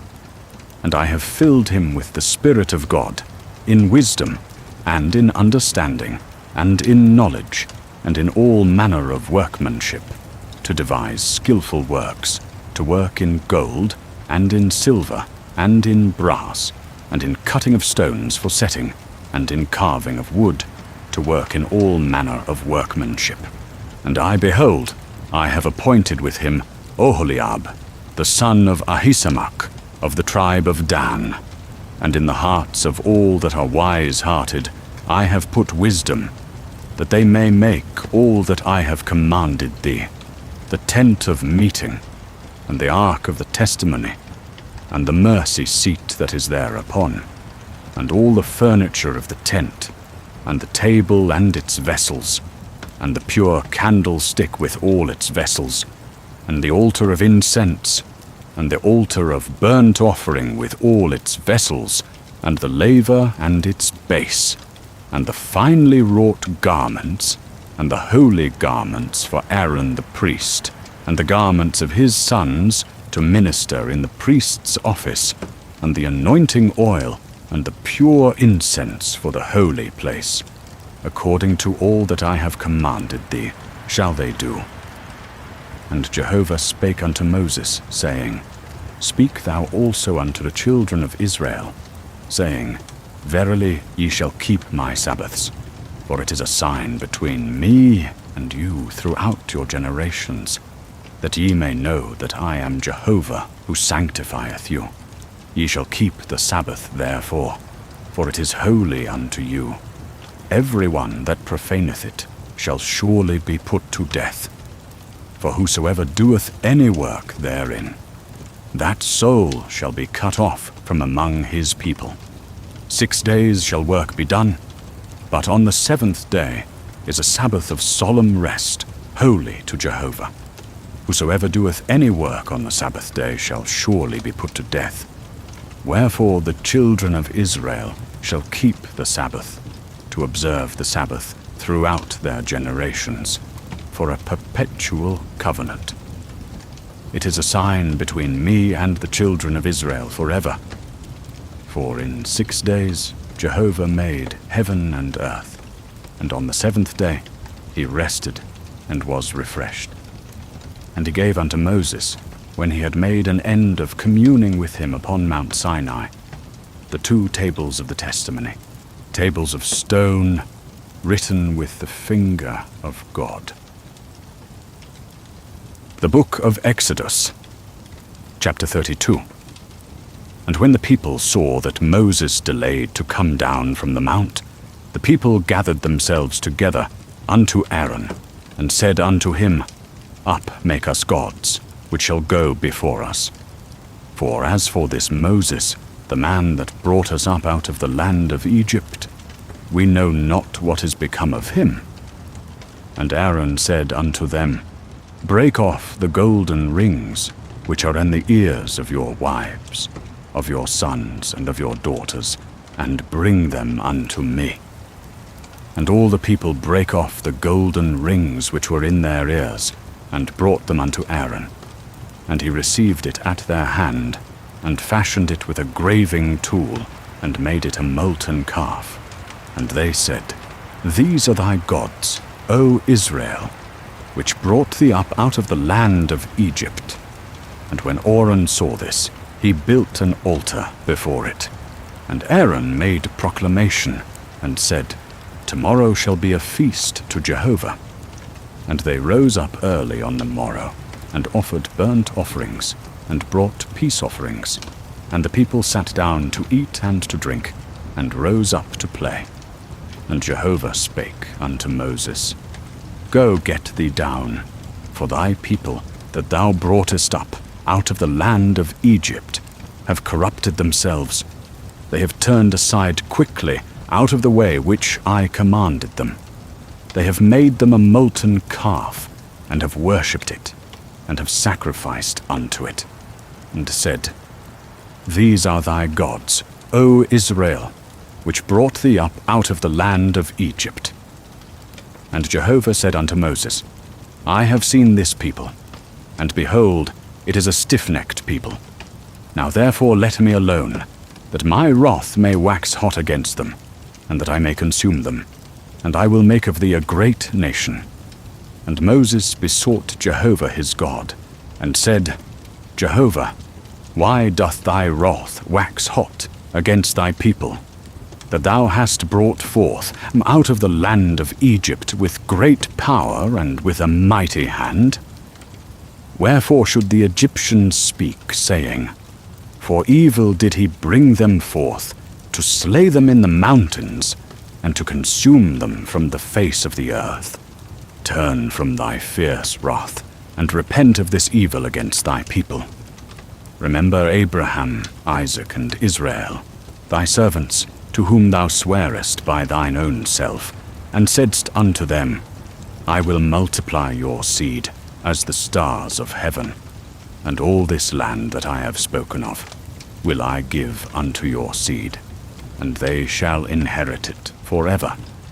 And Jehovah repented of the evil which he said he would do unto his people.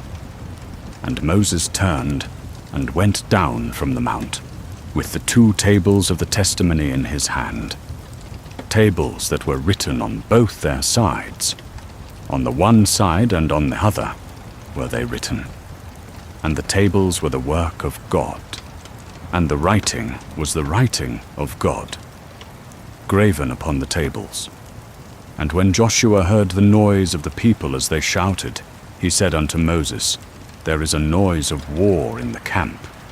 And he said, It is not the voice of them that shout for mastery, neither is it the voice of them that cry for being overcome, but the noise of them that sing do I hear. And it came to pass, as soon as he came nigh unto the camp, that he saw the calf and the dancing. And Moses' anger waxed hot, and he cast the tables out of his hands, and brake them beneath the mount. And he took the calf which they had made, and burnt it with fire, and ground it to powder, and strewed it upon the water, and made the children of Israel drink of it. And Moses said unto Aaron, What did this people unto thee, that thou hast brought a great sin upon them? And Aaron said, Let not the anger of my Lord wax hot. Thou knowest the people, that they are set on evil. For they said unto me, Make us gods, which shall go before us. For as for this Moses, the man that brought us up out of the land of Egypt, we know not what is become of him. And I said unto them, Whosoever hath any gold, let them break it off. So they gave it me, and I cast it into the fire, and there came out this calf. And when Moses saw that all people were broken loose, for Aaron had let them loose for a derision among their enemies, then Moses stood in the gate of the camp and said, Whoso is on Jehovah's side, let him come unto me. And all the sons of Levi gathered themselves together unto him. And he said unto them, Thus saith Jehovah, the God of Israel, Put ye every man his sword upon his thigh, and go to and fro from gate to gate throughout the camp, and slay every man his brother, and every man his companion, and every man his neighbor. And the sons of Levi did according to the word of Moses. And there fell of the people that day about 3,000 men. And Moses said, Consecrate yourselves today to Jehovah, yea, every man against his son and against his brother, that he may bestow upon you a blessing this day. And it came to pass on the morrow that Moses said unto the people, Ye have sinned a great sin, and now I will go up unto Jehovah. Peradventure I shall make atonement for your sin. And Moses returned unto Jehovah, and said, O this people have sinned a great sin, and have made them gods of gold. Yet now if thou wilt forgive their sin. And if not, blot me, I pray thee, out of thy book which thou hast written. And Jehovah said unto Moses, Whosoever hath sinned against me, him will I blot out of my book. And now go, lead the people unto the place of which I have spoken unto thee. Behold, mine angel shall go before thee. Nevertheless, in the day when I visit, I will visit their sin upon them. And Jehovah smote the people, because they made the calf which Aaron made. The Book of Exodus, chapter 33. And Jehovah spake unto Moses, Depart, go up hence, thou and the people that thou hast brought up out of the land of Egypt, unto the land of which I swear unto Abraham, to Isaac, and to Jacob, saying, Unto thy seed will I give it, and I will send an angel before thee, and I will drive out the Canaanite, the Amorite, and the Hittite, and the Perizzite, the Hivite, and the Jebusite, unto a land flowing with milk and honey. For I will not go up in the midst of thee, for thou art a stiff-necked people, lest I consume thee in the way. And when the people heard these evil tidings, they mourned, and no man did put on him his ornaments. And Jehovah said unto Moses, Say unto the children of Israel, Ye are a stiff-necked people. If I go up in the midst of thee for one moment, I shall consume thee. Therefore now put off thy ornaments from thee, that I may know what to do unto thee. And the children of Israel stripped themselves of their ornaments from Mount Horeb onward. Now Moses used to take the tent, and to pitch it without the camp, afar off from the camp, and he called it the tent of meeting. And it came to pass that every one that sought Jehovah went out unto the tent of meeting, which was without the camp. And it came to pass, when Moses went out unto the tent, that all the people rose up, and stood, every man at his tent door, and looked after Moses, until he was gone into the tent. And it came to pass, when Moses entered into the tent, the pillar of cloud descended, and stood at the door of the tent. And Jehovah spake with Moses. And all the people saw the pillar of cloud stand at the door of the tent. And all the people rose up and worshipped, every man at his tent door. And Jehovah spake unto Moses face to face, as a man speaketh unto his friend. And he turned again into the camp. But his minister Joshua, the son of Nun, a young man, departed not out of the tent. And Moses said unto Jehovah, See, thou sayest unto me, Bring up this people, and thou hast not let me know whom thou wilt send with me. Yet thou hast said, I know thee by name, and thou hast also found favor in my sight.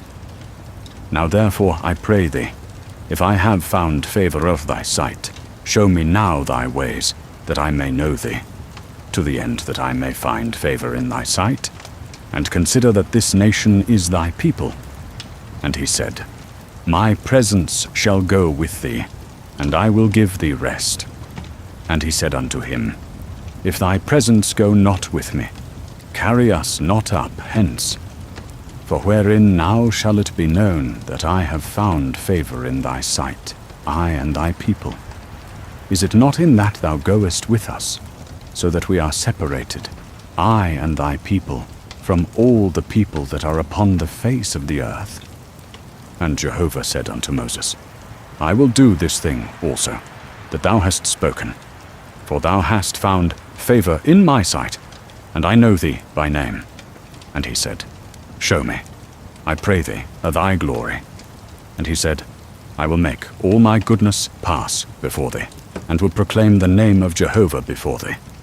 And I will be gracious to whom I will be gracious, and will show mercy on whom I will show mercy.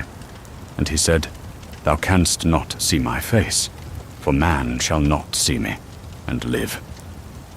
And Jehovah said, Behold, There is a place by me, and thou shalt stand upon the rock, and it shall come to pass, while my glory passeth by, that I will put thee in a cleft of the rock, and will cover thee with my hand until I have passed by. And I will take away my hand, and thou shalt see my back, but my face shall not be seen.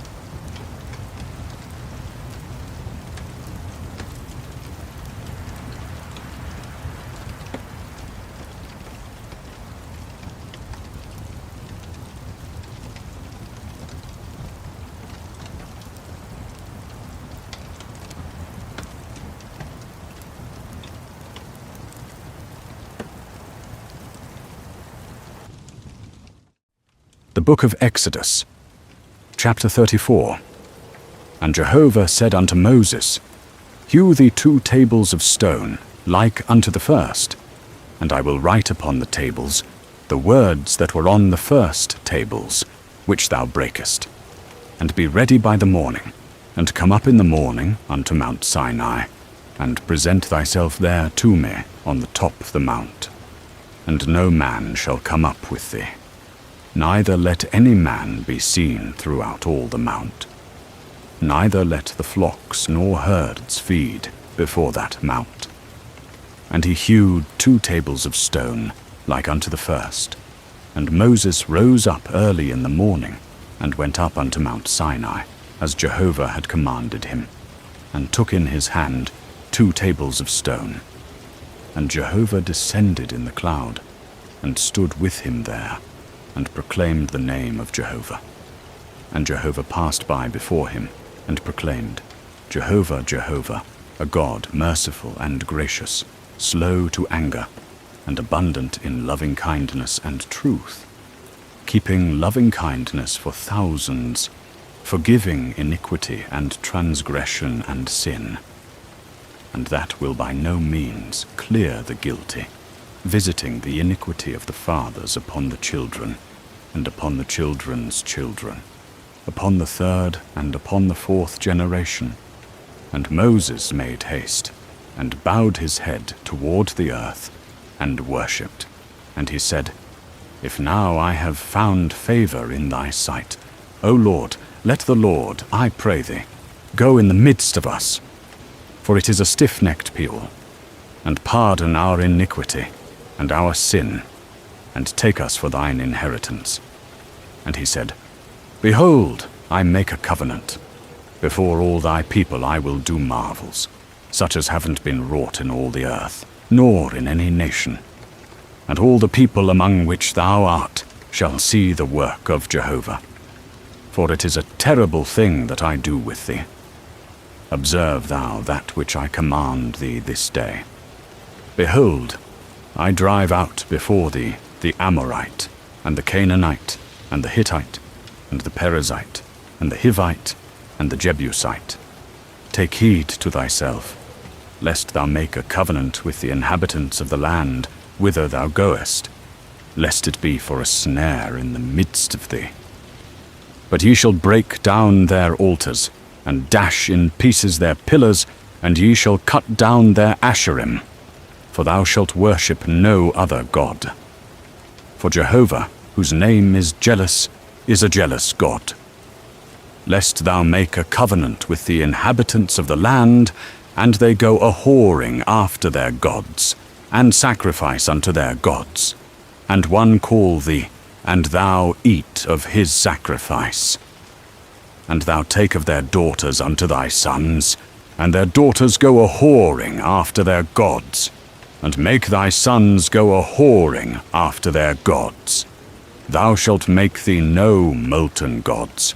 The feast of unleavened bread shalt thou keep. 7 days thou shalt eat unleavened bread, as I commanded thee, at the time appointed in the month Abib. For in the month Abib thou camest out from Egypt. All that openeth the womb is mine, and all thy cattle that is male, the firstlings of ox and sheep, and the firstling of an ass thou shalt redeem with a lamb. And if thou wilt not redeem it, then thou shalt break its neck. All the firstborn of thy sons thou shalt redeem, and none shall appear before me empty. 6 days thou shalt work, but on the 7th day thou shalt rest. In ploughing time and in harvest thou shalt rest. And thou shalt observe the feast of weeks, even of the first fruits of wheat harvest, and the feast of ingathering at the year's end. Thrice in the year shall all thy males appear before the Lord Jehovah, the God of Israel. For I will cast out nations before thee, and enlarge thy borders. Neither shall any man desire thy land, when thou goest up to appear before Jehovah thy God thrice in the year. Thou shalt not offer the blood of my sacrifice with leavened bread. neither shall the sacrifice of the feast of the Passover be left unto the morning. The first of the first fruits of thy ground thou shalt bring unto the house of Jehovah thy God. Thou shalt not boil a kid in its mother's milk. And Jehovah said unto Moses, Write thou these words, for after the tenor of these words I have made a covenant with thee and with Israel. And he was there with Jehovah 40 days and 40 nights. He did neither eat bread nor drink water.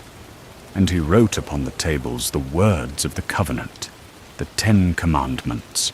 And it came to pass, when Moses came down from Mount Sinai with the 2 tables of the testimony in Moses' hand, when he came down from the mount, that Moses knew not that the skin of his face shone by reason of his speaking with him. And when Aaron and all the children of Israel saw Moses, behold, the skin of his face shone, and they were afraid to come nigh him. And Moses called unto them, and Aaron and all the rulers of the congregation returned unto him. And Moses spake to them, and afterward all the children of Israel came nigh, and he gave them in commandment all that Jehovah had spoken with him in Mount Sinai. And when Moses had done speaking with them, he put a veil on his face. But when Moses went in before Jehovah to speak with him, he took the veil off until he came out. And he came out and spake unto the children of Israel that which he was commanded. And the children of Israel saw the face of Moses, that the skin of Moses' face shone. And Moses put the veil upon his face again, until he went in to speak with him. The book of Exodus, chapter 35. And Moses assembled all the congregation of the children of Israel, and said unto them, These are the words which Jehovah hath commanded, that ye should do them. 6 days shall work be done, but on the 7th day there shall be to you a holy day, a Sabbath of solemn rest to Jehovah. Whosoever doeth any work therein shall be put to death. Ye shall kindle no fire throughout your habitations upon the Sabbath day. And Moses spake unto all the congregation of the children of Israel, saying, This is the thing which Jehovah commanded, saying, Take ye from among you an offering unto Jehovah. Whosoever is of a willing heart, let him bring it. Jehovah's offering, gold and silver and brass and blue and purple and scarlet and fine linen and goat's hair and ram's skins dyed red and seal skins and acacia wood and oil for the light and spices for the anointing oil and for the sweet incense and onyx stones and stones to be set for the ephod and for the breastplate. And let every wise-hearted man among you come, and make all that Jehovah hath commanded, the tabernacle, its tent and its covering, its clasps and its boards, its bars, its pillars and its sockets, the ark and its staves, the mercy seat and the veil of the screen, the table and its staves and all its vessels, and the showbread, the candlestick also for the light, and its vessels, and its lamps, and the oil for the light, and the altar of incense, and its staves, and the anointing oil, and the sweet incense, and the screen for the door at the door of the tabernacle, the altar of burnt offering, with its grating of brass, its staves and all its vessels, the laver and its base, the hangings of the court, its pillars and their sockets, and the screen for the gate of the court, the pins of the tabernacle, and the pins of the court, and their cords, the finely wrought garments for ministering in the holy place, the holy garments for Aaron the priest, and the garments of his sons to minister in the priest's office.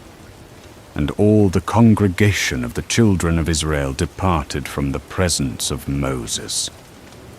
And they came, every one whose heart stirred him up, and every one whom his spirit made willing, and brought Jehovah's offering, for the work of the tent of meeting, and for all the service thereof, and for the holy garments. And they came, both men and women, as many as were willing-hearted, and brought brooches, and earrings, and signet rings, and armlets, all jewels of gold, even every man that offered an offering of gold unto Jehovah. And every man with whom was found blue, and purple, and scarlet, and fine linen, and goat's hair, and rams' skins dyed red, and sealskins brought them. Every one that did offer an offering of silver and brass brought Jehovah's offering, and every man with whom was found acacia wood for any work of the service brought it.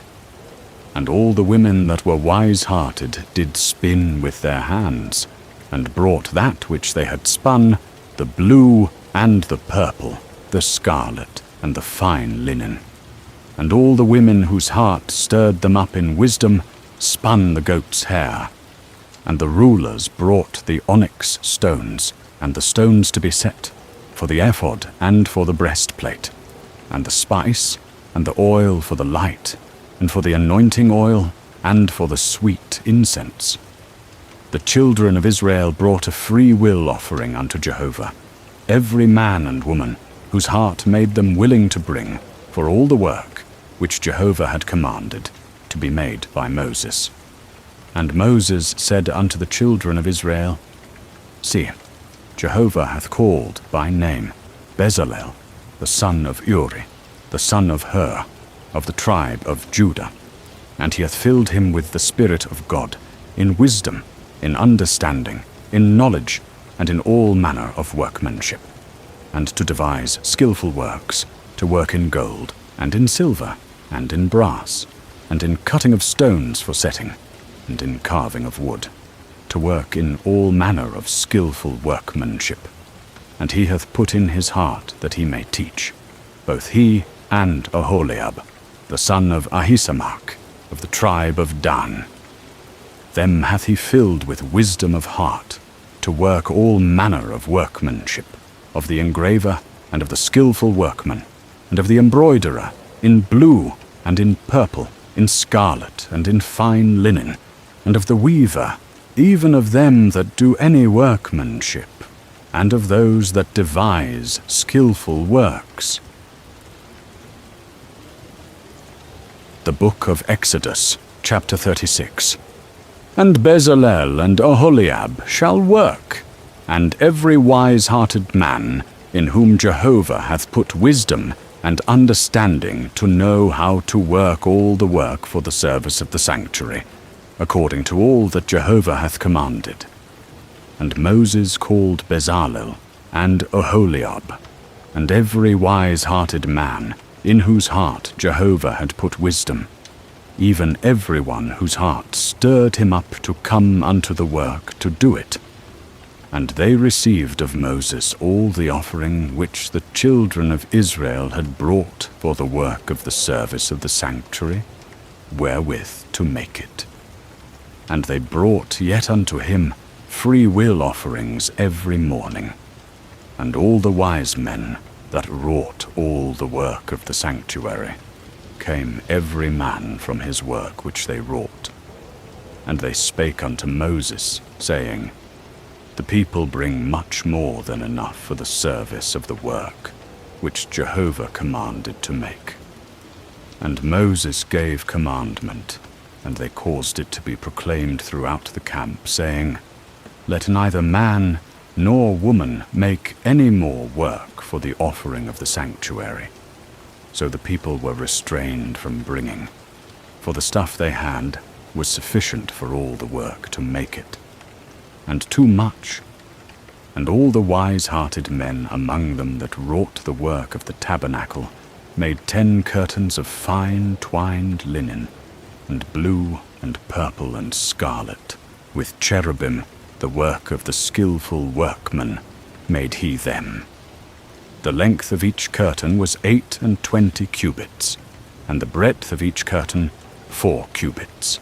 All the curtains had 1 measure. And he coupled 5 curtains one unto another, and the other 5 curtains he coupled one unto another. And he made loops of blue on the edge of the one curtain from the selvage in the coupling. Likewise he made in the edge of the curtain that was outermost in the second coupling. 50 loops made he in the one curtain, and 50 loops made he in the edge of the curtain that was in the second coupling. The loops were opposite one to another, and he made 50 clasps of gold, and coupled the curtains one unto another with the clasps. So the tabernacle was one. And he made curtains of goat's hair for a tent over the tabernacle. 11 curtains he made them. The length of each curtain was 30 cubits, and 4 cubits the breadth of each curtain. The 11 curtains had 1 measure. And he coupled 5 curtains by themselves, and 6 curtains by themselves. And he made 50 loops on the edge of the curtain that was outermost in the coupling, and 50 loops on the edge of the curtain which was outermost in the second coupling. And he made 50 clasps of brass to couple the tent together, that it might be one. And he made a covering for the tent of rams' skins dyed red, and a covering of seal skins above. And he made the boards for the tabernacle of acacia wood, standing up. 10 cubits was the length of a board, and 1.5 cubits the breadth of each board. Each board had 2 tenons, joined one to another.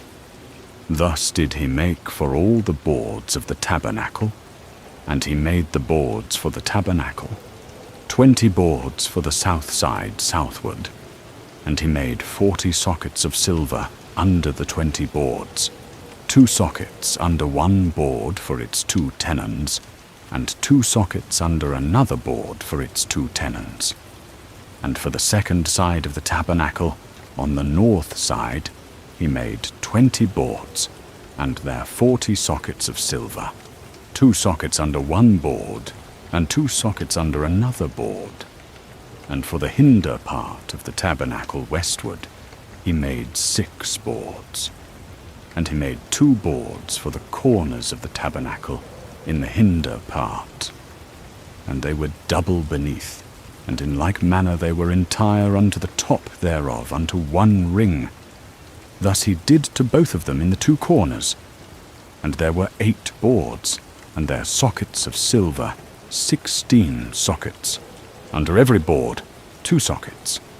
And he made bars of acacia wood, 5 for the boards of the one side of the tabernacle, and 5 bars for the boards of the other side of the tabernacle, and 5 bars for the boards of the tabernacle, for the hinder part westward. And he made the middle bar to pass through in the midst of the boards from the one end to the other. And he overlaid the boards with gold, and made their rings of gold for places for the bars, and overlaid the bars with gold. And he made the veil of blue, and purple, and scarlet, and fine twined linen, with cherubim, the work of the skillful workman, made he it. And he made thereunto 4 pillars of acacia, and overlaid them with gold. Their hooks were of gold, and he cast for them 4 sockets of silver. And he made a screen for the door of the tent, of blue and purple and scarlet, and fine twined linen, the work of the embroiderer, and the 5 pillars of it with their hooks. And he overlaid their capitals and their fillets with gold, and their 5 sockets were of brass.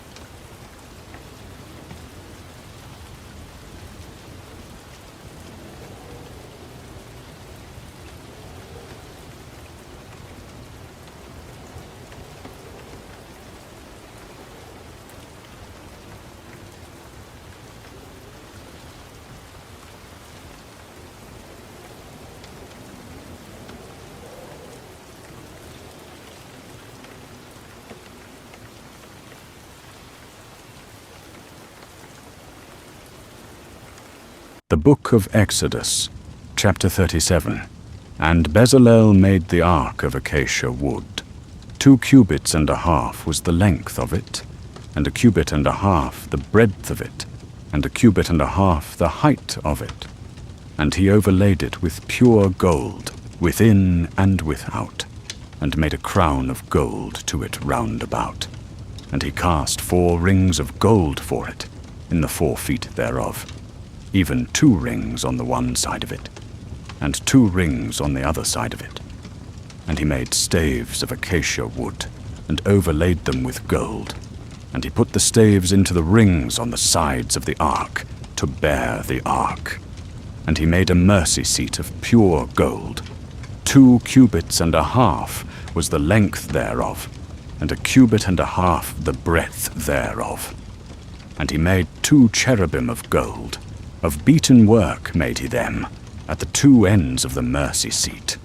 1 cherub at the one end, and 1 cherub at the other end.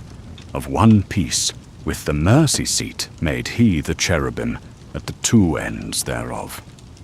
And the cherubim spread out their wings on high, covering the mercy seat with their wings, with their faces one to another. Toward the mercy seat were the faces of the cherubim. And he made the table of acacia wood. 2 cubits was the length thereof, and 1 cubit the breadth thereof, and 1 cubit and a half the height thereof. And he overlaid it with pure gold, and made thereto a crown of gold round about. And he made unto it a frame of a handbreadth round about, and made a crown of gold to the frame thereof round about.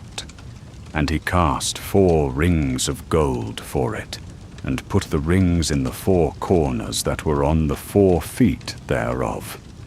Close by the frame were the rings, the places for the staves to bear the table. And he made the staves of acacia wood, and overlaid them with gold to bear the table. And he made the vessels which were upon the table, its dishes and its spoons, and its bowls and its pitchers, wherewith to pour out, of pure gold. And he made the candlestick of pure gold. Of beaten work made he the candlestick, even its shaft, and its branches, its cups, its knops, and its flowers were of one piece with it. And there were 6 branches going out of the sides thereof, 3 branches of the candlestick out of the one side thereof, and 3 branches of the candlestick out of the other side thereof. 3 cups made like almond blossoms in one branch, a knop and a flower, and 3 cups made like almond blossoms in the other branch, a knop and a flower. So for the 6 branches going out of the candlestick. And in the candlestick were 4 cups made like almond blossoms, the knops thereof, and the flowers thereof, and a knop under 2 branches of one piece with it, and a knop under 2 branches of one piece with it, and a knop under 2 branches of one piece with it, for the 6 branches going out of it. Their knops and their branches were of one piece with it. The whole of it was one beaten work of pure gold. And he made the lamps thereof, 7, and the snuffers thereof, and the snuff dishes thereof, of pure gold. Of a talent of pure gold made he it, and all the vessels thereof. And he made the altar of incense of acacia wood. 1 cubit was the length thereof, and 1 cubit the breadth thereof, 4 square. And 2 cubits was the height thereof. The horns thereof were of one piece with it. And he overlaid it with pure gold, the top thereof, and the sides thereof round about, and the horns thereof. And he made unto it a crown of gold round about. And he made for it 2 rings of gold under the crown thereof, upon the 2 ribs thereof, upon the 2 sides of it, for places for staves, wherewith to bear it. And he made the staves of acacia wood, and overlaid them with gold. And he made the holy anointing oil, and the pure incense of sweet spices, after the art of the perfumer. The book of Exodus, chapter 38. And Bezaleel made the laver of brass, and the base of brass, of the looking glasses of the women that assembled themselves at the door of the tent of meeting. He made the court, the south side southward, 100 cubits, the posts thereof 20, and the sockets thereof 20. And the hooks of the posts, and their fillets, were of silver. And the north side 100 cubits, with 20 posts and 20 sockets, and their hooks and their fillets of silver. And the west side 50 cubits, with 10 posts and 10 sockets, the hooks of the posts and their fillets of silver. The east side 50 cubits. The hangings for the one side of the gate were 15 cubits. The posts were 3, and the sockets 3. And for the other side were 15 cubits, with their 3 posts and 3 sockets. All the posts round about the court had fillets of silver. The sockets of the posts were of brass, the overlaying of the pillars and their hooks of silver, and the sockets of the gates of brass. And they made the vessels of the ministry of the tent of meeting, the altar of incense, the table, the pure candlestick, the altars, the laver and his base, and the vessels of the ministry, and the garments of ministering, and the anointing oil, and the sweet incense, according to all that Jehovah had commanded Moses. The sum of the things in gold in the work of the sanctuary was 29 talents, and 730 shekels after the shekel of the sanctuary. And the silver of them that were numbered of the congregation was 100 talents, and 1,760 shekels, after the shekel of the sanctuary. A bekah, a head, that is, half a shekel, for every one that went over to those numbered, from 20 years old and upward, 180,000 and 3,550. And of the 100 talents of silver were cast the sockets of the sanctuary, 1,730 shekels, and of the remnant of the silver was made hooks for the pillars, and fillets for them. And the brass of the offering was 70 talents, and 2,400 shekels. And he made of it the brassen altar, the brassen grating of network for it, all the vessels of the altar, the laver, and the sockets of the door of the tent of meeting. And of the brass of the men's offering, that is, of those that were numbered of the congregation, was cast the base of the laver, and the sockets for the door of the tent of meeting. And he put it under the custody of Oholiab, son of Ahisamach of the tribe of Dan.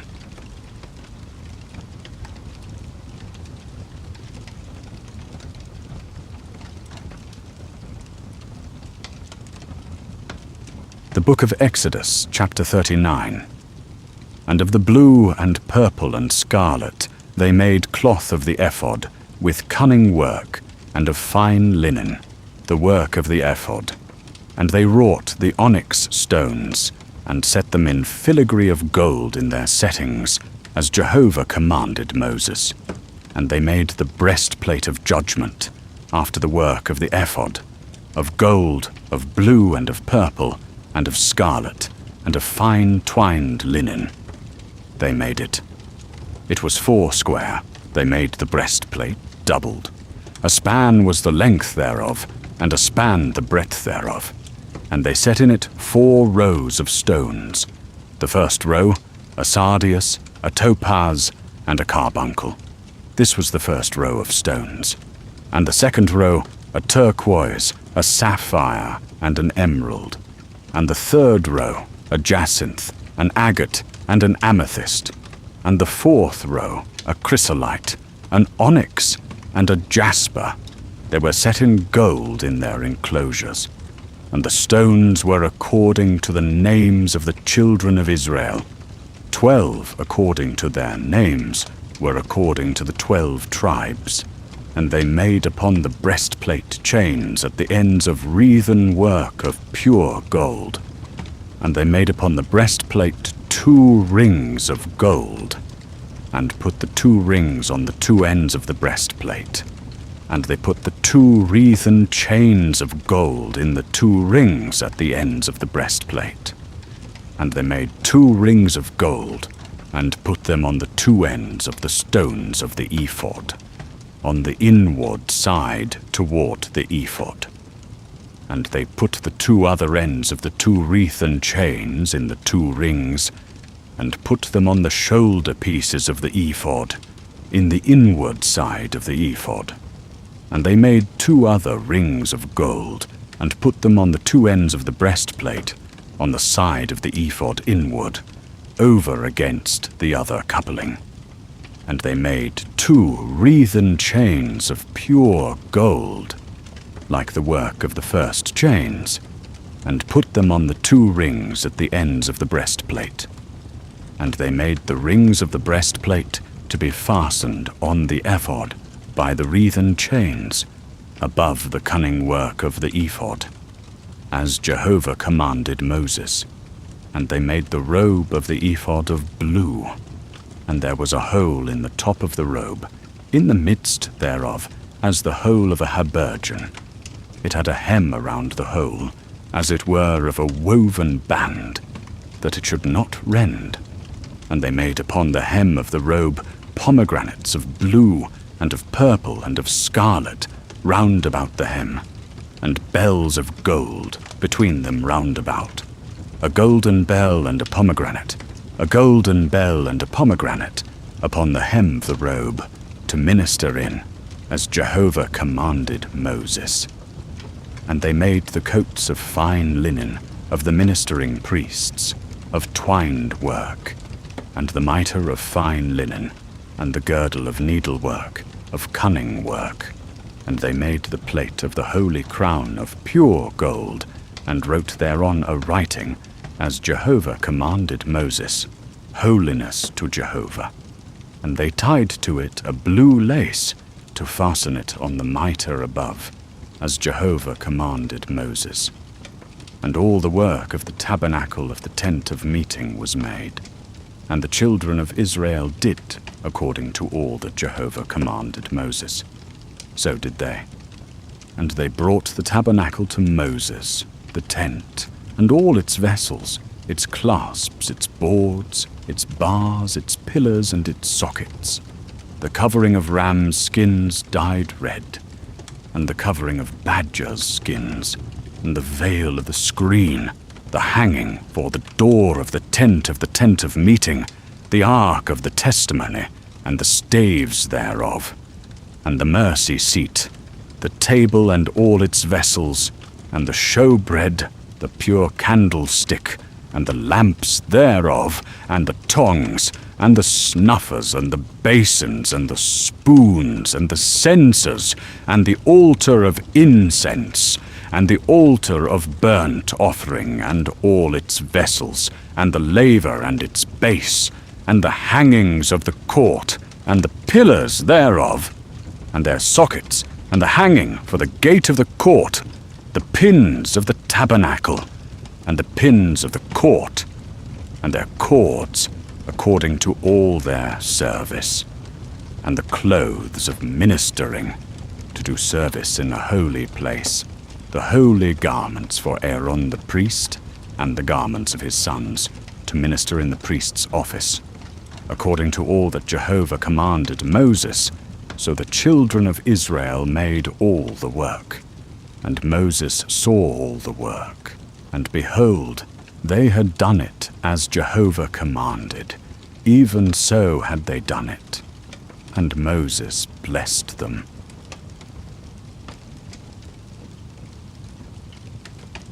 The book of Exodus, chapter 40.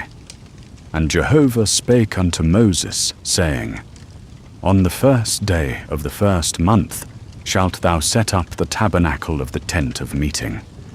And thou shalt put therein the ark of the testimony, and cover the ark with the veil. And thou shalt bring in the table, and set in order the things that are to be set in order upon it. And thou shalt bring in the candlestick, and light the lamps thereof. And thou shalt set the altar of gold for incense before the ark of the testimony, and put the hanging of the screen for the door of the tabernacle.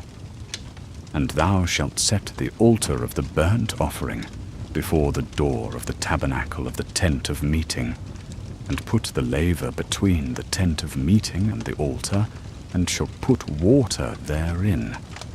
And thou shalt set up the court round about, and hang up the hanging at the gate of the court. And thou shalt take the anointing oil, and anoint the tabernacle and all that is therein, and shalt sanctify them, and all their vessels, and they shall be holy. And thou shalt anoint the altar of the burnt offering and all its vessels, and sanctify the altar, and it shall be an altar most holy. And thou shalt anoint the laver and his base, and sanctify it.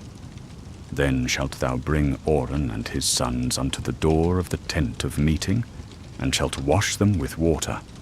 And thou shalt put upon Aaron the holy garments, and anoint him, and sanctify him, that he may minister unto me in the priest's office.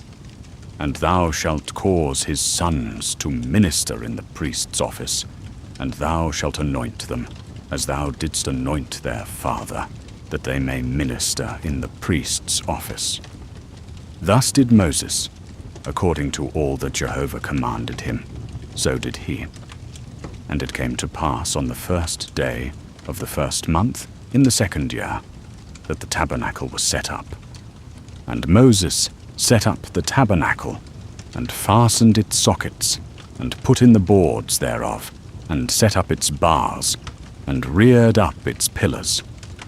And he spread the tent over the tabernacle, and put the covering of the tent above upon it, as Jehovah commanded Moses. And he took and put in the ark of the testimony, and set the staves thereof, and put the mercy seat above upon the ark. And he brought the table, and set in order the things that were to be set in order upon it, as Jehovah commanded Moses.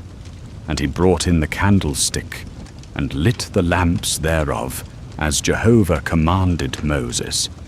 And he put the golden altar in the tabernacle of the tent of meeting, before the ark of the testimony, and burnt sweet incense thereon, as Jehovah commanded Moses.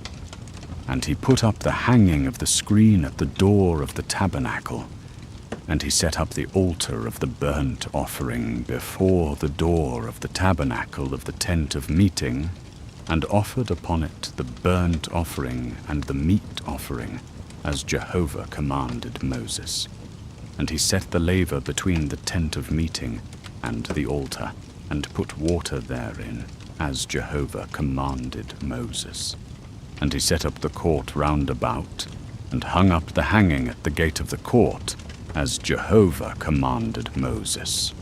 And Moses anointed the tabernacle and all that was therein, and sanctified them. And he sprinkled of the anointing oil upon the altar 7 times, and anointed the altar and all its vessels, and the laver and its base, to sanctify them. And he brought Aaron and his sons unto the door of the tabernacle of the tent of meeting, and washed them with water. And he put upon Aaron the holy garments, and anointed him, and sanctified him, that he might minister unto Jehovah in the priest's office. And his sons he brought, and put coats upon them, and girded them, and put mitres on them, and anointed them, as he anointed their father, that they might minister unto him in the priest's office. And Moses did all that Jehovah commanded him, so did he. Then a cloud covered the tent of meeting, and the glory of Jehovah filled the tabernacle.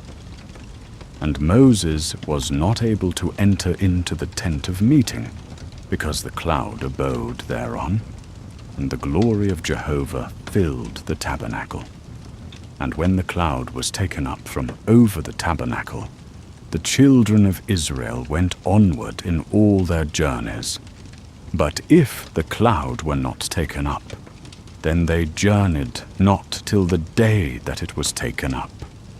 For the cloud of Jehovah was upon the tabernacle by day, and fire was on it by night, in the sight of all the house of Israel throughout all their journeys.